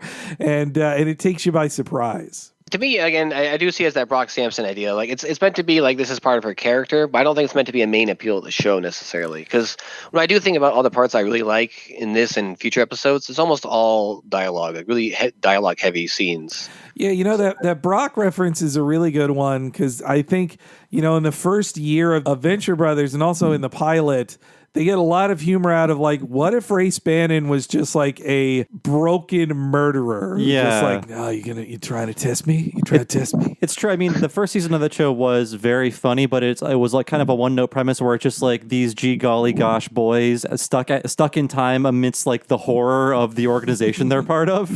Yeah. But then they found ways to develop that in a more interesting way. It takes until pretty late in the season that you start feeling oh, this is the Venture Brothers I remember and love. Not that it's terrible, but just 2003 was a different time, I think. Truly it was. Dear God, that show is old. Also, it's funny that I've read in interviews with them, the showrunners, they talk about how they were getting, fans online saying I like the show, but when are Harley and Ivy going to get together already? What's going on? Or that's not happening. And then they pretty much just had to say look, you guys, we're going to get there, but give us time. And also, we're not doing this as a correction. If the showrunners weren't too we wrote both of these seasons 2 years ago, so this entire thing, this is not a reaction. I mean, that makes me want them to get a real third season, because then we can finally see episodes that were written after they see the actual public reactions to this series. I think South Park has made a lot of people think that animated shows are written the weekend before they air. Yes. Well, this episode, written by the three creators, Halpern, Schumacher, and Laurie, and the director is Juan Jose Mezzaleon. He has a lot of credits going back to 1999. More boarding credits than directing. He boarded on even the Superman animated movie Brainiac Attacks and several others DC related things. When he directed this, he was fresh off of directing on Rick and Morty, so a real good hire on that part. With a similar sense of humor, I think. Yeah, oh yeah, and hyper violence as well. Yes, and directed still my favorite episode of Rick and Morty, Total Recall. That was our What a Cartoon, right? That's right. Yeah. So I think we talked more about his career in that one, but yeah. So episode opens with an interesting misdirect, and it definitely feels like them showing dirty words can be said in this opening here. But I do like that the first villains are rich white guys who are happy to fuck over the poor. Yeah, they're very self-aware rich white people. Yes. Well, I like how on the nose it is. My fellow whites, let's raise a glass to this pyramid of money, the foundation of which was built upon our favorite pastime, fucking the poor. It's well, the Joker's not a subtle guy, so makes sense. Though also him standing next to a pyramid of money, I can't not think of The Dark Knight and how the Joker burnt down his half of the money. Just definitely feels like a set piece inspired. But yes, we get our first introduction to Harley Quinn. Party's over, you pieces of shit! This is my money now, so back the fuck off! Harley Quinn? I mean, you think we're afraid of the Joker's girlfriend? So here's the deal. Are you gonna shut the fuck up so I can talk? I need a lot of pain! Oh, just give it a minute, you'll go into shock. Yeah, there it is. So, as I was saying... You made a big mistake coming along. She's not exactly alone. She brought a +1. It's me, Joker. I really like Alan Tudyk's Joker. I think he found a unique way to do this character. Yeah, it's not like an imitation of Mark Hamill. Mm-hmm. There are hints of him in there. Mark Hamill put a stamp on the character that will influence everybody, I think, but at least voice actors. But it is unique enough, I think. Yeah. By the way, sorry, I didn't realize you were going to play the whole clip there. I wanted to my shitty quote of it. And again, we talked about this earlier, but yeah, you really feel the Monarch in here, where he's I just got to play this part. To him, it's part of the performance. He doesn't really care about the money or even killing the people that much necessarily. It's just I got to play my villainy, the role on this stage. I do think I was extra shocked at the violence at the start, like the bones sticking out of skin and the lots of protruding bones in this show. Well, and the Joker removing the mask of flesh over his face. Like, I was like, ugh. Oh, I forgot about that part. Yeah. Actually, I will say, I know I mentioned earlier the violence didn't do that much for me, but puppeteering the face I actually thought was funny. I'm sorry. That was funny. And I love right after that, the strain on their relationship is already coming out. Like, Harley's like, we had agreed that I was going to be the heavy. He's like, oh, but I couldn't resist. Like, he is so great that he is specifically the Joker, but he also embodies everything about a bad partner in a relationship, like who lied about, you're like, oh, we agreed we were going to do this. Well, yeah, but I changed my mind, and now I'm going to do what I want to do. Just like passive-aggressively taking control. It's your turn, and then when Harley tries to take back over control, he then kills all the guys too, and it's just like, oh, man, like, what a dick from the start. I also like that we know there's an interesting thing on the show that, like, Harley disfigures people who are not evil, but I think I'm having trouble thinking of a time where she murders a person who isn't in the life of supervillainy like her. They talk a bit about, like, oh yeah, you don't hurt normies. You know, actually, recently they're like, hey, we're not going to murder a normie. You know, like, she kills the shit out of henchmen and security guards, and maybe that's a little more, morally ambiguous. That's a gray area. Yeah. Might be understanding a little bit, but yeah, like you said, I don't think she kills anyone who's like just random civilians. I think that's an important line they want to make on the lead character of the show. They're like, they'll still make jokes about it, but they don't want their lead character to just unrepentantly murder anybody she feels like.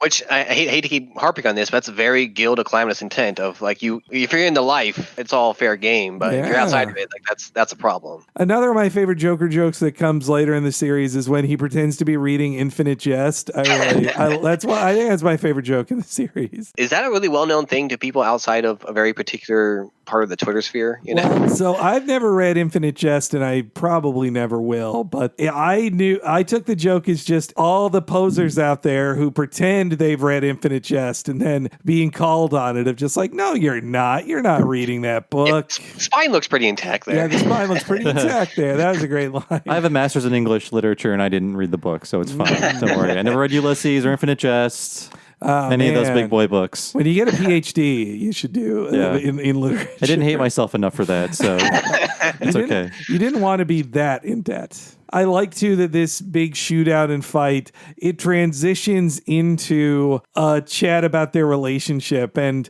in Harley's way of talking about them being partners is her going like, when are we going to get married kind of state of the relationship talk. And I love how Joker just shuts down and just like, oh, we're doing this now, huh?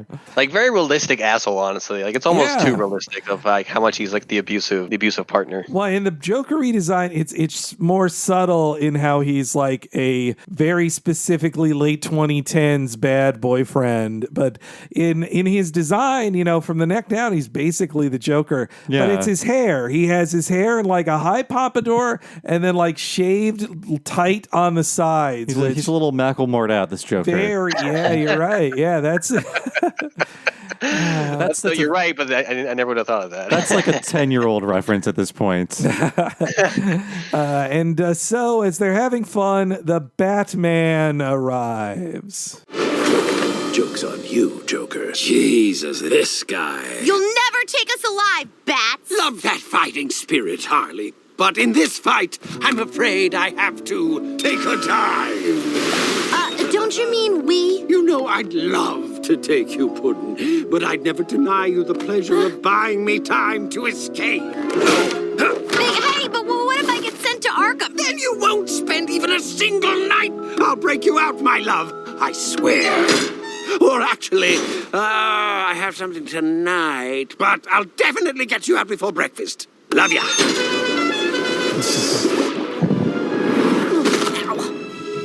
Oh, ain't he cute when he's escaping? No. You're right, Bob. We've seen that kind of thing happen many times in the classic animated series of the Joker using Harley as a distraction to get away, just leaving Batman to capture her. Harley thinking she's going to have somebody come back for her as well. The interplay between Joker and Batman in this is really interesting because I've seen it played with more homoeroticism in the Joker-Batman relationship. Like the Joker is like romantically in love with Batman. Yeah, it's like unrequited love. In this case, it is like he's obsessed with Batman purely on a hateful level, but he loves him in that way. But it's not like he wants a sexual conquest of Batman. But I just love that the Joker's first reaction is just like such a funny way for Joker to react to Batman. Well, it's like you're saying earlier too, Batman here is a real straight man of like, oh, isn't he cute? Like, no. Like, no. We're not joking here. He is a lot like the Kevin Conroy version from the original series because about a decade ago, I just watched it all like over the course of a year and a half, and I was like, wow, Batman doesn't really say a lot. He shows up, he's like, it's over, villain name, and then that's it. Like that's usually all the dialogue Batman has if he's not like just talking to Alfred and typing, you know? Yeah. That's kind of what he's in this show, actually, now that you mention it. Yeah, he's mostly just that, except he gets pulled into other people's hilarious hijinks, but he himself is not a fan of any of that. He resists comedy as much as he can. He's like, I don't like this rebooted world. Everyone's funny. But actually, you see a lot of that on display here. Harley is dropped off, and we meet Commissioner Gordon. Oh, God, I love this. Where's the Joker? I'll never give up my pudding. Why are you protecting a psychotic clown who treats you like garbage? Ask the guy who fucks bats. He doesn't do that! Jim. Sorry. I'm not telling you shit. What me and Mr. J have is real love. In fact, not too long ago, we were on a rooftop just like this. That's when Mr. J proposed. Till death do us part. Told ya.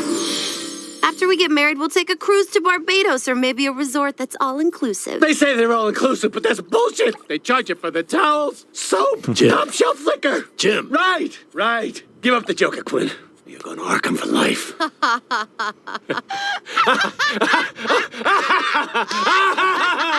Why are we laughing? Because you said for life. And as sure as I am that he fucks bats, Okay. I know my man will break me out of Arkham before I spend a single night.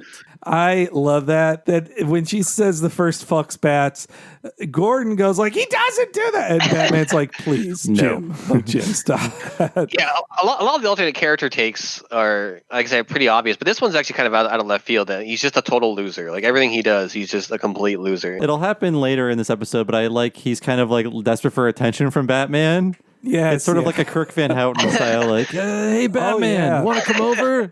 As we'll find out in a couple episodes after this, he is currently married on this, but he has pre-divorced dad energy. But again, they have James Adomian on the cast. They should have just had him do as Paul Giamatti, because that's what this guy is kind of doing. Like, yeah, although Chris Maloney is a great actor. That's good. He's very funny. He's. I know him as the guy from Wet Hot American Summer. Yes, the chef. That's right. Who was it? He fondles sweaters. He's a sweater fondler. And the can of vegetables talks to him. That's right. With H. John Benjamin's voice. It's almost like its own spin-off that just wants to break out of the show, of the Gordon and Batman spin-off show. Apparently, Cuoco at first wanted to have no flavor of the classic Harley voice, but after doing 3 episodes, she kind of found what they do with the show, which is she kind of goes in and out of it. And so they re-recorded the first 3 episodes with that interpretation of it. And I like that, like how she goes like, my puddin' will do this. And she goes in and out of the affected accent.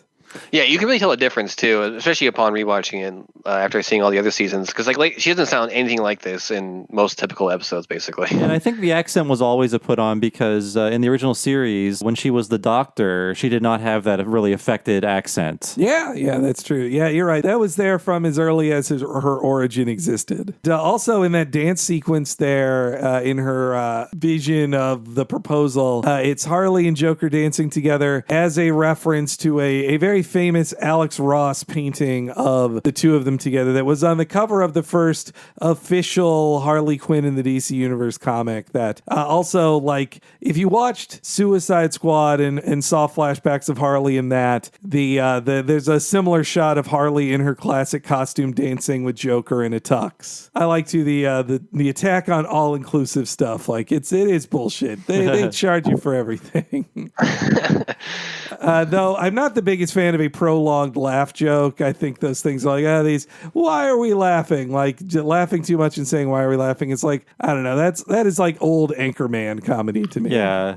I saw that joke in the 90s. It's just showing how much of an idiot Gordon is, because like every time Gordon's on screen, he's this complete idiotic loser. Like it's actually incredible to me what they've done to him in this show. I don't think he has a single moment of not being, like you mentioned, divorced dad energy.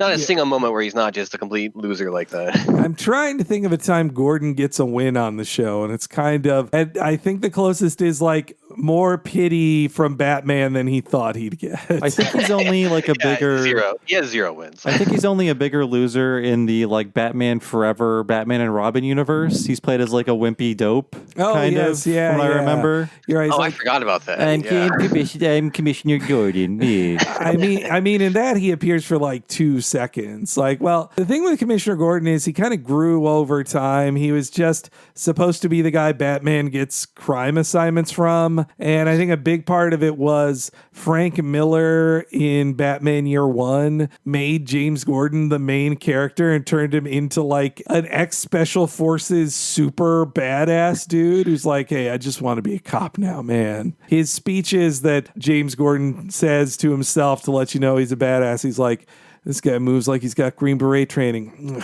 Been a little while since I took down a Green Beret. Guess I'm going to have to. And also, he's a real wife guy in that, too. He's like, I do this for my wife. Which now I guess they're playing off of in this with his sadness with his wife. Wife guys are in now. Yeah. Well, that's more like reply guys, or I guess wife reply guys, right?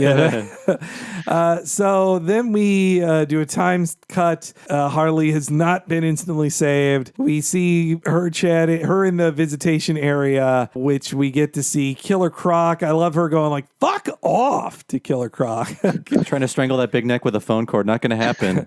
And we also get Calendar Man, who only used for a joke. He was a forgotten villain from the Golden Age, who really only came back in the late 90s because he was a red herring in the very good Batman miniseries Long Halloween. As a gamer, I know him best for one of the stupidest achievements in a video game. I just like about that scene too is when Poison Ivy walks in afterwards. Like, yeah, fuck off, but he's got a point. Yes, yeah. I just love Poison Ivy's way of acting in the whole series. Like Lake Bell, she's a great actress. She's been in a lot of serious stuff, but I know her from Children's Hospital. She's very funny in that. And her as Ivy is just this like, bored best friend who just like, I know I support you, but maybe you shouldn't do this. And Harley's like, no.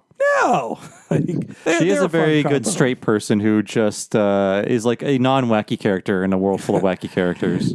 Though definitely the Poison Ivy, I don't think I've read a Poison Ivy comic of hers that's from before her appearance on the animated series. But my feel in the animated series was she was, a light eco-terrorist who poisoned people, but now they have upped her powers to like she can control all plant life. Like she's a real powerhouse in this show. Like she absolutely just is a super heavy hitter when it comes to these inner villain fights that they have. There's a great line in a later season 1 episode where Harley is talking through a plan that involves her and Ivy, and she's like, Ivy, with your ability to control all plant on Earth and my gymnastics, I think that we can do a lot. Also, we get to see the Calendar Man's child's gift is destroyed as a way of setting up Ivy's powers. Also, we get a reference to Ivy having a lame college boyfriend, but she's like, it was Slim Pickens at Sarah Lawrence. So a famous school you go to if you are a lady into ladies. Yes. Yeah. Well, also some dweeby boys have gone there too. True. Yes. Yeah. Well, that feels like an early wink towards Poison Ivy being not entirely straight. Right. It's just like saying the words Lilith Fair. You get the idea. Yes. Yeah. Sarah Lawrence, Lilith Fair, Birkenstocks. And there's also a really cute scene of Ivy, like while talking to Harley, sees Harley's nose is broken and fixes her nose. Like that's cute. It shows that Ivy is constantly trying to help Harley despite herself. Then we get a fun after a failed prison break that includes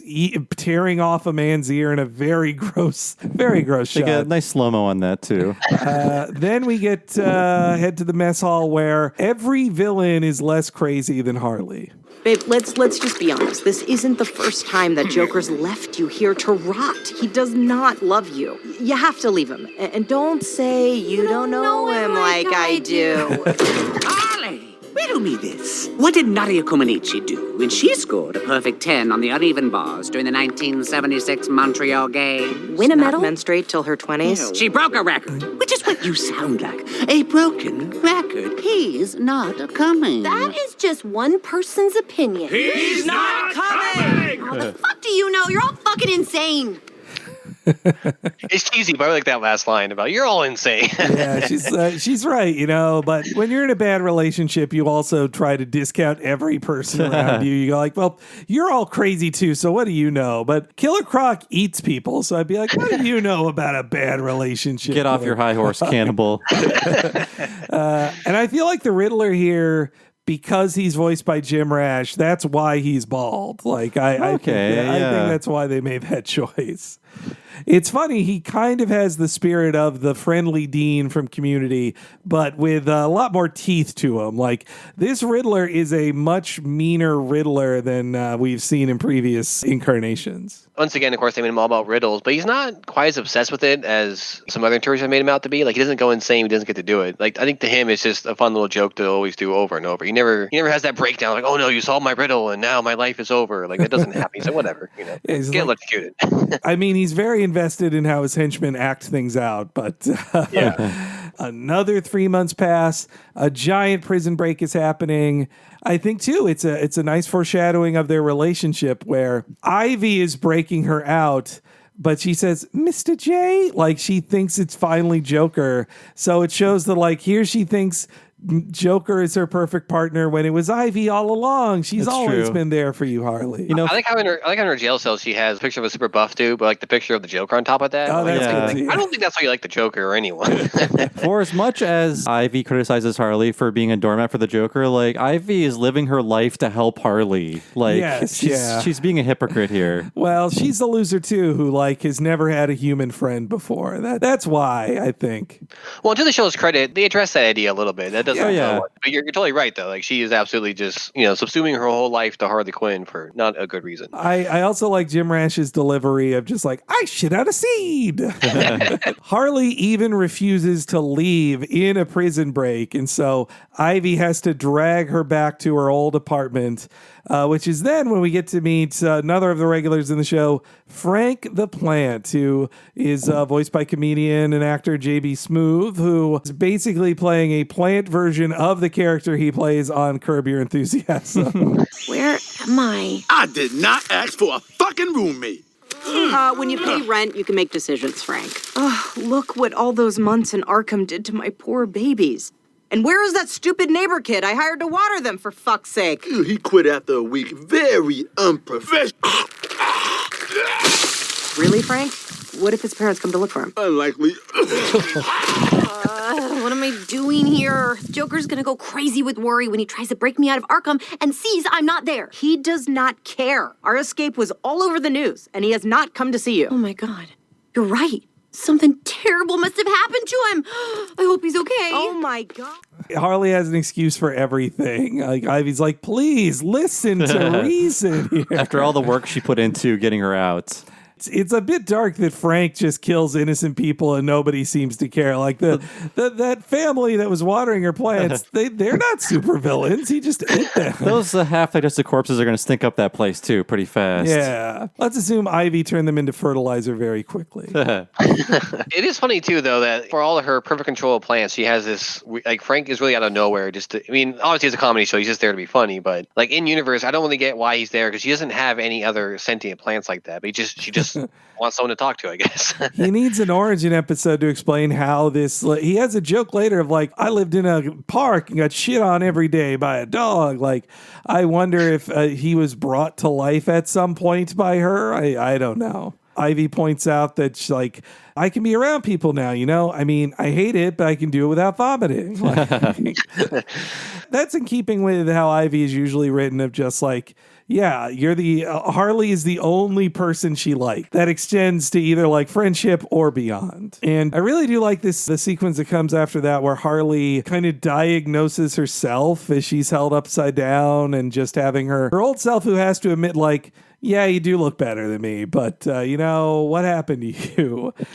and I think it's also a good narrative trick to explain how it is of like, she's so great at diagnosing these problems of other people, but she can't see her own problems like at all. I also really love any joke where a character is fantasizing something or thinking about something and the audience is seeing that visualization, but in the reality, the other person in the room is like, what's going on here?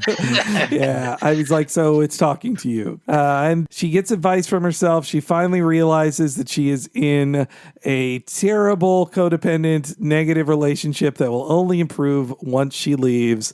Also, when she talks to her old self, she's got no accent. We then cut to the Joker's lair, where we see the start of him being pissed off about the Riddler. I do like that. Like, Riddler's not a funny villain. Joker's the comedy villain. It feels like Riddler's trying to steal his thing. It's fine. I think everyone has always thought that, but this is the first time I've seen it like put on the screen. Even as a kid, I was like, wait a minute, why are there two like jokester characters?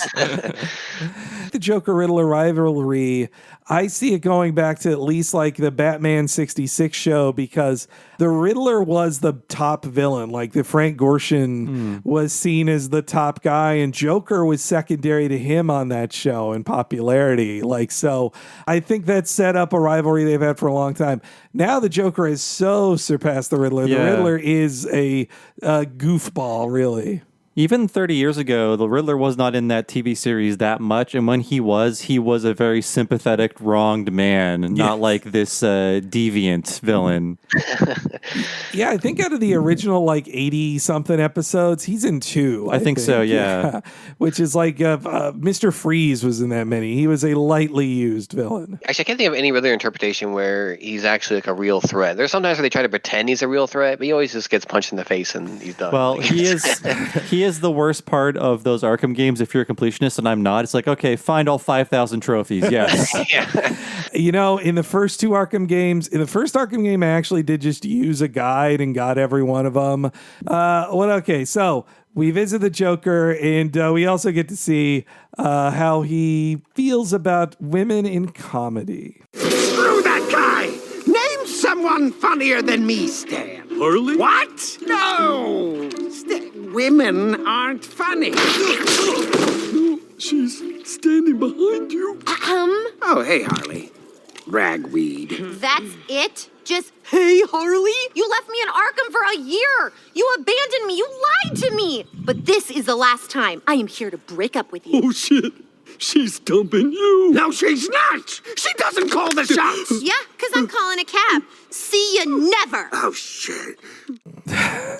So oh shit, she's dumping you. I have 3 bullet holes in him. That's he's quoting Jerry Lewis there. Oh yeah, the Joker. Women aren't funny. Joker and Jerry Lewis battled in a classic DC comic book. I mean, that really lets you know exactly who the Joker is with his like, women aren't funny. So I question so many times, why would you be a henchman for the Joker, especially? Like, he kills you more than anyone else will kill you. I think my criticism of the Joker in this series is like, henchman, I mean, he has a lot of them, but he's being really counterproductive here just by wasting them so often. I mean, he did it in the original series, you know, he just like, oh, go over there, and then like something bad would happen. But he kills like 5 people in this first episode.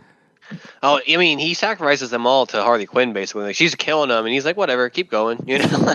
Yeah, though, also, I hate to keep going back to Venture Brothers similarities, but the Monarch has done his fair share of killing his sidekicks and henchmen as well. Oh, yeah, that's right. Yeah. Except instead of, like, shooting them, he just shoots them with one of his death darts, and it kind of just ends there.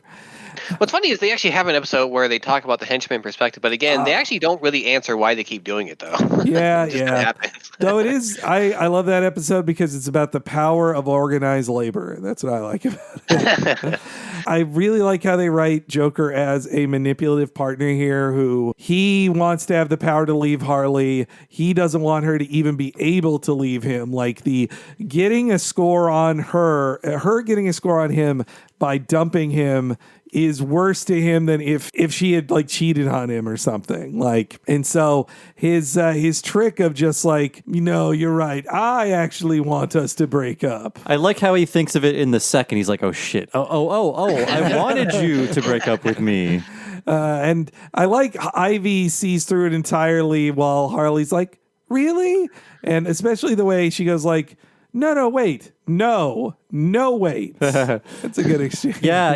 Like you could tell, I like this moment because you could tell the Joker was not planning for this day when he would get stood up to, when she would stand up to him. So he's like thinking in the moment and he uses the most obvious plan, which is reverse psychology. Yeah. Straight out of Bugs Bunny. You can see the abusive dependence there where like his explanation makes no sense, right? And it's like, even a moment's thought, like that doesn't make any sense at all. But she wants to believe it, so of course. And I really like the staging too in the moment where Joker says to Harley, "Yes, listen to your awful friend." He is placed in screen between Harley and Ivy because he is pushing them apart in this moment when Harley should be listening to Ivy. But yes, here's the Joker tricks her. Have you seen Commissioner Gordon? He's lost it. He wants revenge because I paralyzed his partner.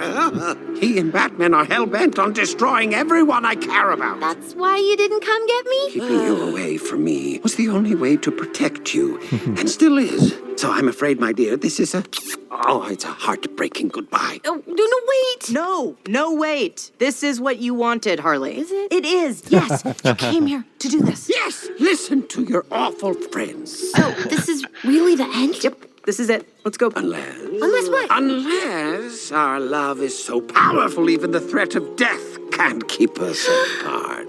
Oh, screw it. I'll die for you any day. I'm in. Really? Me too.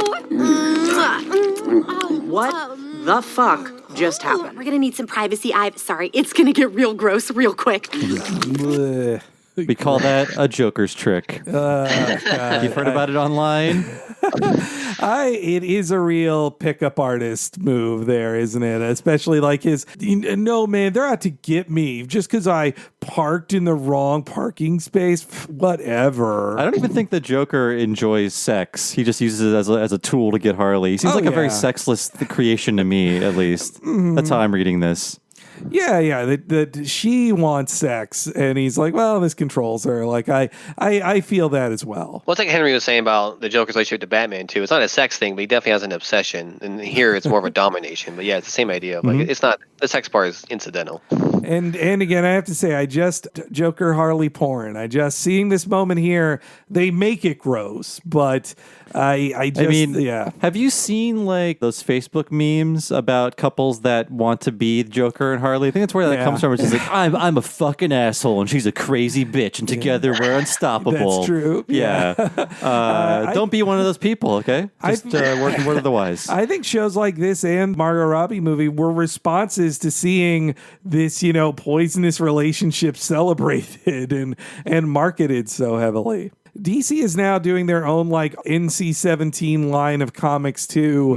Hachi Machi. They did a Harley one that gets sexy, and from the pages I saw, it seems to play on like an S&M kind of thing with Joker and Harley, with using straitjackets in a non-medical way. I'll say that. Well, that's just irresponsible. I don't want to prejudge too much. That doesn't sound appealing in any way. Yeah, but hey, look, if you enjoy Harley Joker stuff, more power to you. Keep it in the bedroom. Don't let that be your relationship. Yes, also that. Yeah, we get a quick scene with Gordon and Batman of Gordon flipping on and off the bat signal. That's pretty cute. Was he just making that up? Oh no, he was right about the Riddler. It sounded like it was an excuse, but yeah, that's what happens in the next scene. But I do love. He also wants to hang out with Batman. I mean, it could have been just, a coincidence, right?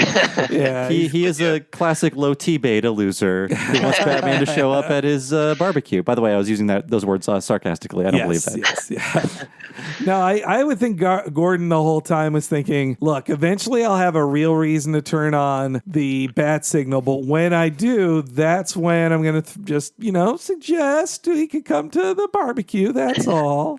I'm sorry, I was trying to find Harley Quinn Joker meme memes I was talking about on Facebook, so I looked up some Harley Quinn memes, and I think she has replaced Tweety Bird as like, I'm pissed off and I'm gonna get you kind of meme. Oh God, I'm never more glad that I'm not on Facebook these days. That's not good. It's not good for us. I want to see a minion dressed as Harley Quinn now. Oh, it's happening. Saying like, don't talk to me till I get my coffee. I think you just willed it into existence. Good job, Henry. The Joker then finds out about the Riddler's plan, and I really love this speech by the Joker. I hate aggrandizing the worst person in the show, but his speech about how much he hates the Riddler here is pretty great. I made some bread pudding for my pudding. Okay. You're not grasping the impact of this. Funny is my thing, and this asshole's trying to steal it on live TV. Also, are those raisins? I mean, why? They're chocolate chips. Sorry, I do love chocolate chips. I apologize, Puddin'. It just seems like every time I turn around, someone's gushing over the Riddler. I mean, seriously, his whole shtick is being the world's most indirect asshole. Okay, how about this? If I kill the Riddler in the next hour, can we still have date night? I got a Reese Witherspoon movie I was thinking we could watch. Well, I do love my Reese. All right, kill him. But it's Legally Blonde or I'm out. It's Sweet Home Alabama. This day sucks! Joker's right. That's the only viable Witherspoon movie. My date night movies are old anime. I'd rather see Fierce Queens on Quibi, starring Reese Witherspoon. That's right. Well, that's not a date. What, you're going to do a date night watching it off your phone, one phone? That's together? what Jeffrey Katzenberg wants. I do like hear how the Joker recognizes the Riddler as like a B tier or C tier villain. Really, he doesn't do anything. Like he just does riddles all day. Like who gives a fuck? You know? And the riddles aren't funny. No, they're annoying. And I especially love, he's like, funny is my thing. So saying the like a riddle when you know what the twist is in a little bit after this, it's such a great plan of Ivy to know that the Riddler can just say, I have a riddle, and it's really funny. So my plot is a funny plot. That sets the Joker off. He can't stand that somebody is horning in on that. And God, that line, like his whole shtick is being the world's most indirect asshole. That's how I feel about pranks in general. Yes. I also I like the specific plan of like, it's a riddle so funny, make your head explode, and no one questions like how dumb that sounds. Like, he's gonna do it, but I can't let him take my thunder. You know. It only sounds slightly stupider than a normal Riddler plot, so people buy it. I do like Joker. It totally sums up their relationship. Harley makes the thing Joker wants in the chocolate chip rice pudding, and Joker instantly thinks she gave him the wrong thing, and so he just destroys it because he's like, those are raisins. She's like, those are chocolate chips, the thing you love. Oh, well, okay, whoops. Like, what an asshole again. Like, goddamn. And then there's a great joke about how Riddler's lair is incredibly obvious, and Batman does look pretty stupid for not finding this lair earlier. Though I guess he arrives right after Harley does. So that's another of my favorite lines where she's trying to give Riddler notes, and then Batman appears, and she goes like, back off, Batsy. I'm in the middle of doing a notes bit. They are both captured, and, you mentioned Batman Forever. This actually reminds me of the end of Batman Forever as well. I totally forget the end of that movie. It's just this, except it's Robin and Vesper Kane, right? Yeah. Wait, who? Is that a girlfriend? Yeah, that's the girlfriend in the movie. Okay. Nicole Kidman. It's Nicole Kidman's character. I thought her name was like Chastity Prudence or something. Maybe I'm getting Vesper mixed up. Girl. Okay. At the end of that movie, yes, the Riddler puts two people in danger and asks Batman to choose who he's going to pick. And not to get off on a tangent about the sexuality of the Batman Forever film. Really, that scene is about the Riddler asking Batman if he's gay or if he's straight. Like, do you want Robin or do you want your girlfriend? Oh, wow. And Batman's choice is to successfully save them both, seemingly making the argument that Batman is bisexual and that he can have both. When it came out, I think people were expecting more Batman Year One, Frank Miller shit, and the intentional camp. I've seen it get appreciated more in recent times. Forever had less expectations to it, and I think Schumacher got to deal more with the sexual proclivities of Batman that he was interested in dealing with instead of just putting them in different toys. But yes, the Riddler has a crappy riddle about acid that they figure out instantly. They won't let him get through the explanation. He's like, what did I say this part of it? It's like, yes, it's acid. They then call up the Joker to view the Batman and Harley trapped scenario. So you don't have a riddle so funny it makes people's brains explode? No. I knew it! You won't get away with this, Riddler. If there's no riddle, why are we here? To play a little game. Choose one to live and one to die. And in the acid, the loser will fry. Is it the good kind of acid that gives you superpowers? Now, choose! Go ahead, tell him, Mr. J. Deep fry that bat. Yes, well, yes. It would seem an easy choice, Harley, but... Puddin', even for you, that's a lot of maniacal giggling. Sorry, my little strung-up pheasant, but I couldn't possibly let this punctuation prick get credit for killing Batman, now could I? Free the bat! Drop the broad!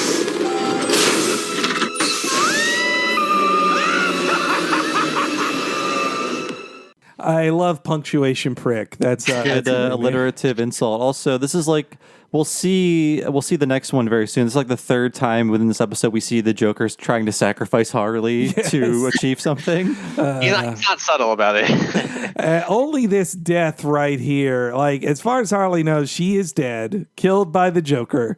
And like she just accepts it, and it finally hits her that he'll never choose her over Batman. Well, also, Batman fucks her over. Like, I would imagine Batman would save Harley Quinn and not let her die when they're freed at the same time. I could only imagine that Batman recognized that wasn't real acid and knew she'd be safe, so that's why he chased her. No, he's back at the Batcave going, I could have saved her, Alfred. Another one gone. I gotta say, Ivy's quite the master planner, though, to know that Batman and Harley Quinn would show up, and then the Riddler could just dial on his phone for Joker.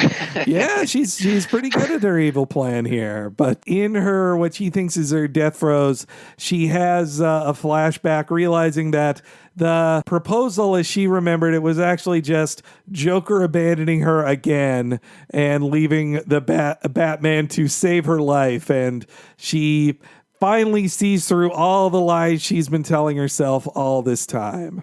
When Ivy reveals her plan to Harley, I do think it's, it shows that she's lying to her also at the core of their relationship. But I guess Ivy at least admits to the lie pretty quickly, and it was coming from a positive place, this lie she gave to Harley.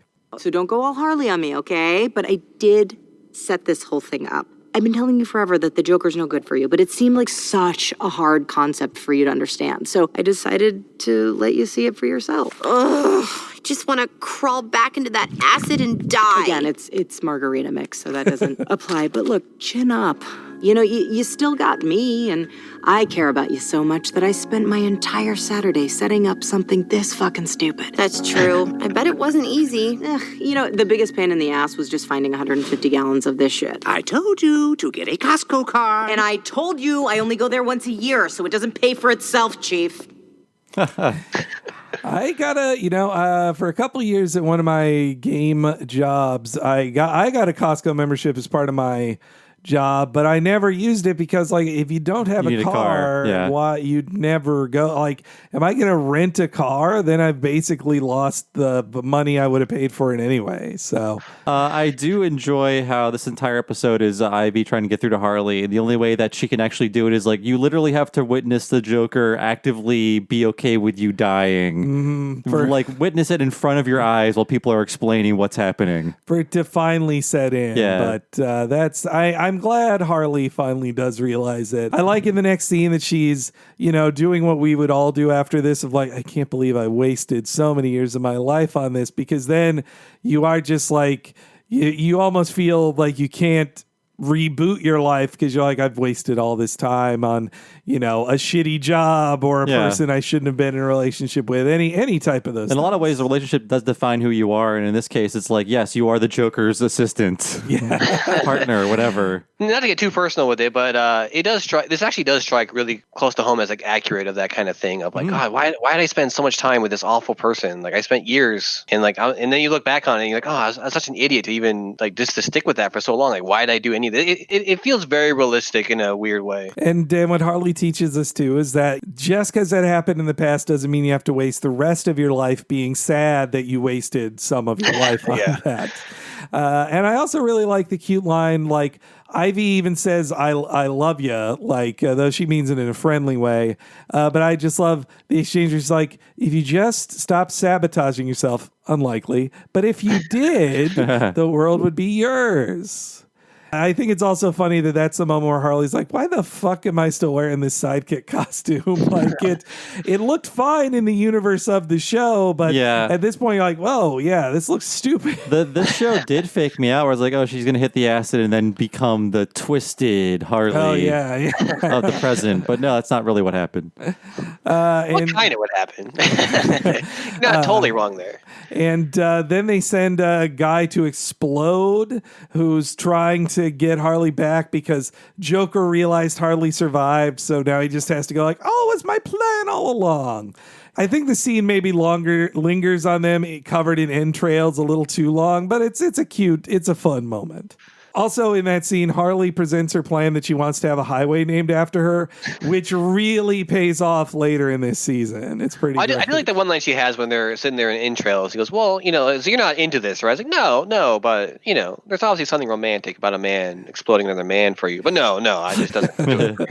Yeah, I like, she's like, look, the Joker doesn't do anything for me, but obviously I would find this attractive if any man exploded a man for me. But Harley goes through a transformation off screen. She is marching her way down to the Joker's lair. The music, I think it's an original song, but it definitely reminds me of like 90s female-led alternative music, like Veruca Salt or The Breeders, like the heavy guitar of it. Then we get to see Joker being the classic fuckboy he is, a guy who can't figure out his Wi-Fi password without his girlfriend. Hey, does anyone know our damn Wi-Fi password? Harley? Oh, is that you? It's me, dickhead. By the way, that's also the Wi-Fi password. What is? It's me, dickhead? Or just me, dickhead? Yeah, it doesn't matter. You look fantastic. Is that new lipstick? You treated me bad. What? You lied to me. You never loved me. I know that now. Well, that's nonsense, Puddin'. My motives are never clear. I'm an agent of chaos. That's what you love about me. Not anymore. We're through. Oh, yeah, this again? Look, let me make this clear. You don't ever break up with me. I'm the top supervillain in Gotham. Not for long, because you're looking at your replacement. You? Replace me? I created you. You won't even get out of this building alive unless I let you.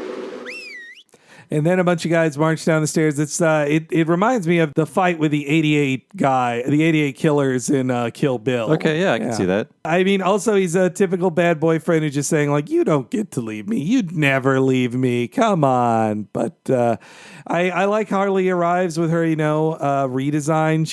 She's in her hot pants and a tight top, but it doesn't. Again, I think Jennifer Coyle and her team, they went to good lengths of having her not, of being a sexy designed, but that is not sexualized or like leering. Yeah, no double butts. No double butts. Just the one. Yeah, I actually really can't recall a time just in general where they actually sexualize her that much. There's even an episode where she's trying to like briefly seduce a guy for her, and he's like, no. Yeah, that's right. I wonder what that. So is it just dickhead or is it me, dickhead? I am curious what the password is. The fight begins and she sure says bitch a lot. She really does. But the Joker bombs are pretty well designed too. I love that he keeps throwing at her as the fight continues. They're like remote mines from GoldenEye. They remind me of just sticky grenades with a silly Joker picture in the center of it. And they had that scene where she picks up the bat and you guys go, oh, angelic chorus thing. And that right there, especially on the rewatch, made me think like they designed this with Margot Robbie in mind for some reason. Yeah. Not sure why, but something about it made me really think that like, oh, like the bat. I never really thought of Harley Quinn bat being like her signature weapon. I guess that's true. Yeah, like her. They do treat it like that in here. Her like classic Harlequin weapon. Of course, as we all know, Harlequins wield giant hammers. Yes, yeah. But like the giant mallet is her what comedy weapon? Then she gets upgraded to the like dirtbag clown. Yeah, it's. I mean, as symbolically, it's her casting off the last bit of her Joker background. Like probably because Joker wanted her to use that as her weapon too. Like he probably picked that just like he picked her costume. So her picking up the bat and realizing like this is what she wants to do now, that's her discovering herself more. I like that. A lot of broken bones for me in here, a bit but almost too grisly. Yeah. But I guess that's the point. I think the best animation in the whole episode, though, is it's like 5 seconds long, but the shot of Harley noticing the guy behind her, ducking him, swinging the pool cue, spinning around and shoving the bomb in his mouth, like that is really good animation. Yeah, rewatching again. Having rewatched this just after burning through a lot of season 2 recently, I don't think they do action scenes as much anymore. Like, I'm not sure.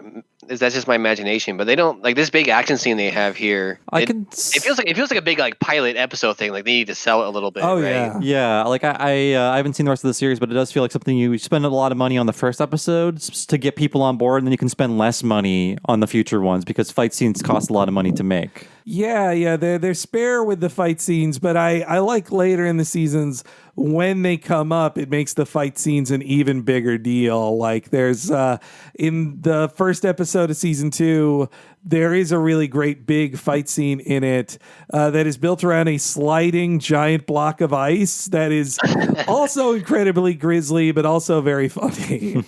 But see, that doesn't feel as grisly though in that scene, just because people get smashed by the ice block and blood happens, but it's not. They don't zoom in on the broken bone type thing like that. Yeah. Again, that to me just seems like I don't remember seeing that much anymore. Maybe it's just a fuzzy memory, but. The way Joker says killer, like his emptiness to it, like that shows you again what a piece of shit he is. Like that must be the most cruel he is in the whole series.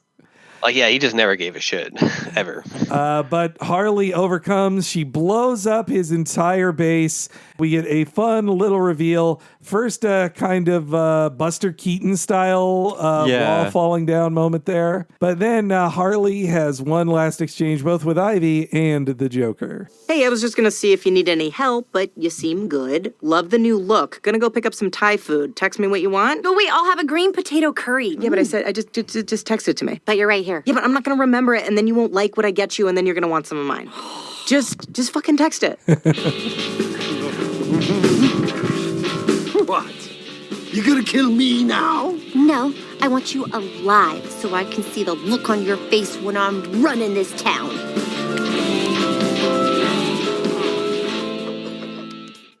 Relatable content for me because I am Ivy in the situation. She's like, yeah, no, I was 100%. I was about to say the same like, thing. Text me in 15 minutes. I'm not going to remember this Yeah. shit. I can just read it off a text, please. We all we have now are phones that can contain all information. Show.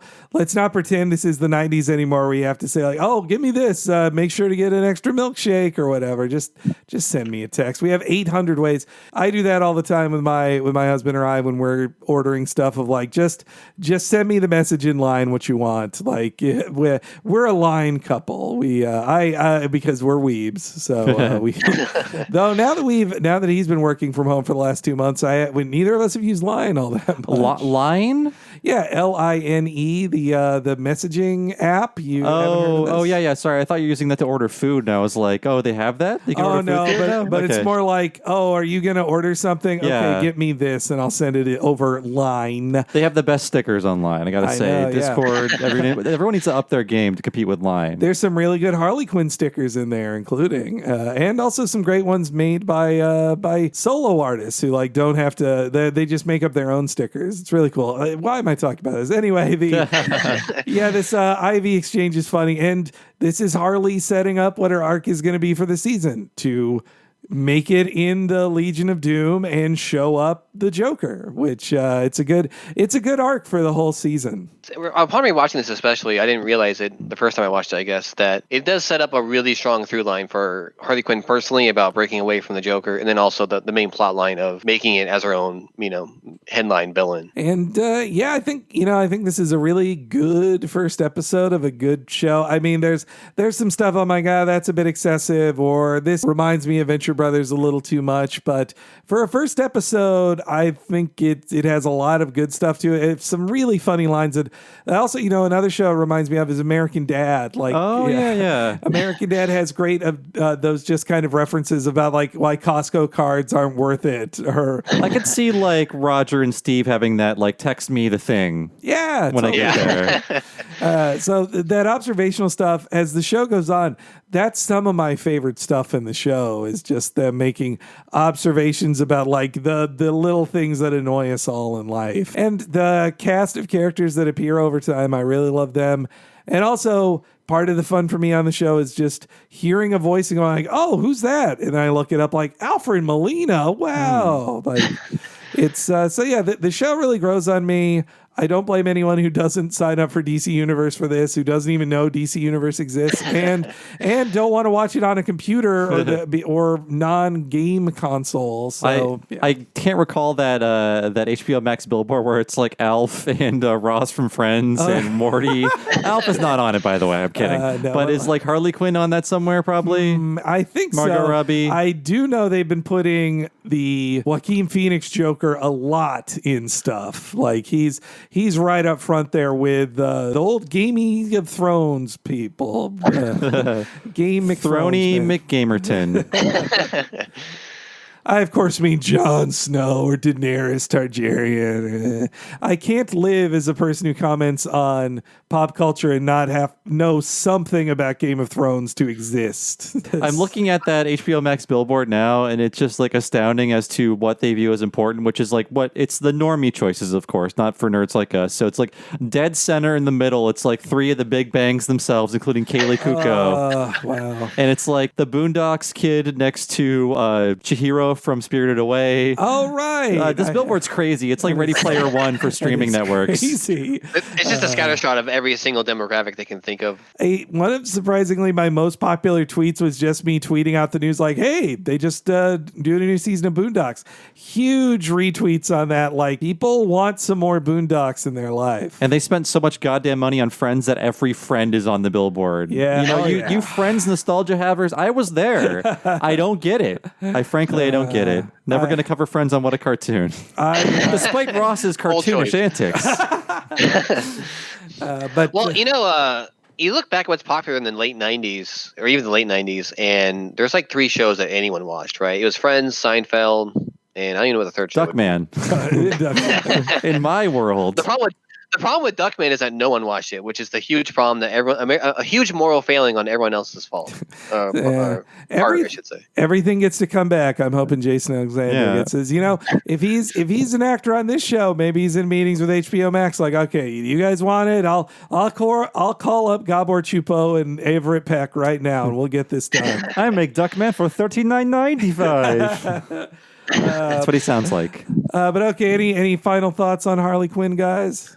Like I said, I really like the show, and I find myself laughing like all the time, especially the dialogue parts. But I will say, it is really similar to Venture Brothers. And rewatching this first episode, especially, that felt like a Brock Sampson, ultra violence segment there at the end. I do wonder if I would like the show as much if there was more Venture Brothers out there, honestly, because Venture Brothers pretty fallow ground for being around for 17 or 18 years technically. Yeah, it's like the methadone for your Venture Brothers addiction. It kind of is. That being said, I still think it's genuinely good. Like we were saying at the top of the show, the best parts are definitely like the really dialogue heavy parts where the villains are rubbing shoulders against each other and getting that friction going, and also like Henry was saying about like every person on the show is someone that even I recognize. I'm not quite the encyclopedia that these two guys are, but even I recognize almost all these guys from something else. I still recommend people try to check it out. Like Henry said, DC Universe kind of sucks, Yeah, when it hopefully comes out on HBO Max, it's probably a good reason to get that among many other things. Or again, the free week, just do that free week and watch it all. But when I sat down to do this podcast, I was like coming to terms with like, you know what, this is probably isn't for me. I'm just going to try to appreciate what it does right, and then like talking my way through it, it's just like, well, there are some things I don't think are for me, and some things they probably improve upon, but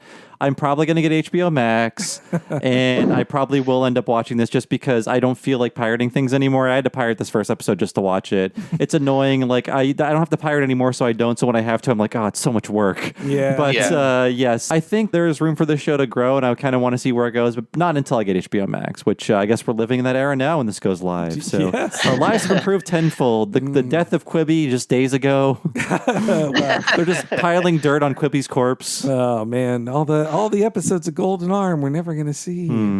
Well, I guess Dave, again, thank you so much again for a great pick and for being one of our top patrons. Again, it's so awesome to watch another one of your picks.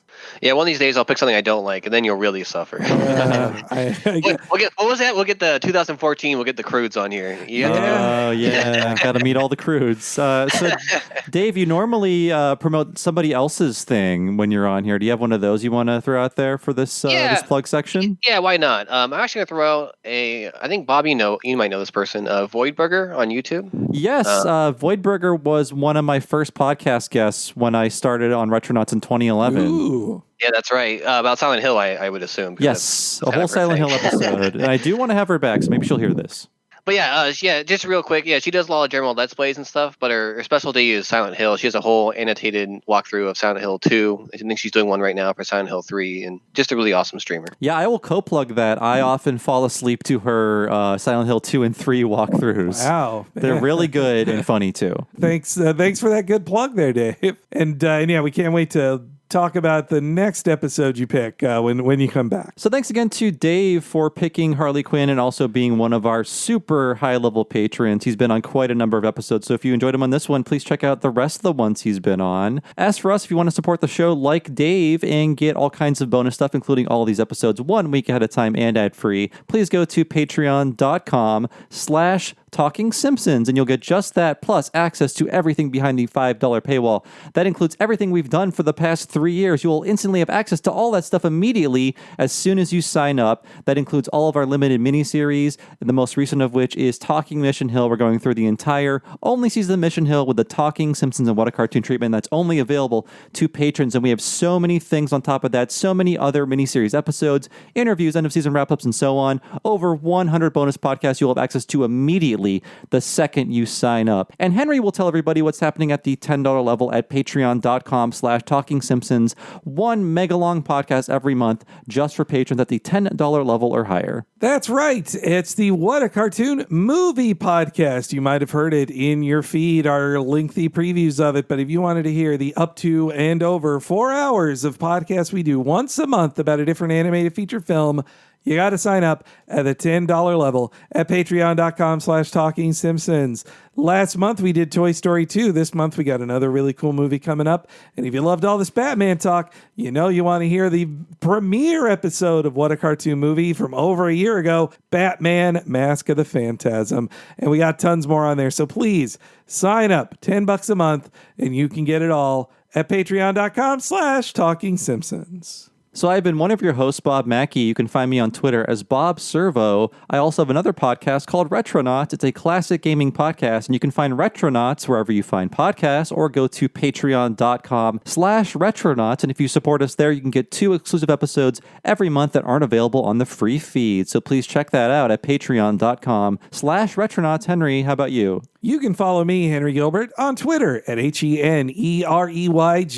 Stay in the loop with all the things going on in my life. And if you're following me on Twitter, also follow the official Twitter account of the Talking Simpsons Network at Talk Simpsons Pod. Following that account will let you know whenever new stuff goes up on the free feed or on the Patreon for all of our many various wonderful podcasts. So please follow at Talk Simpsons Pod on Twitter and my Twitter, HENEREYG. Thanks so much for listening, folks. We'll see you next week for the extended preview of this month's episode of What a Cartoon Movie, and we will see you then.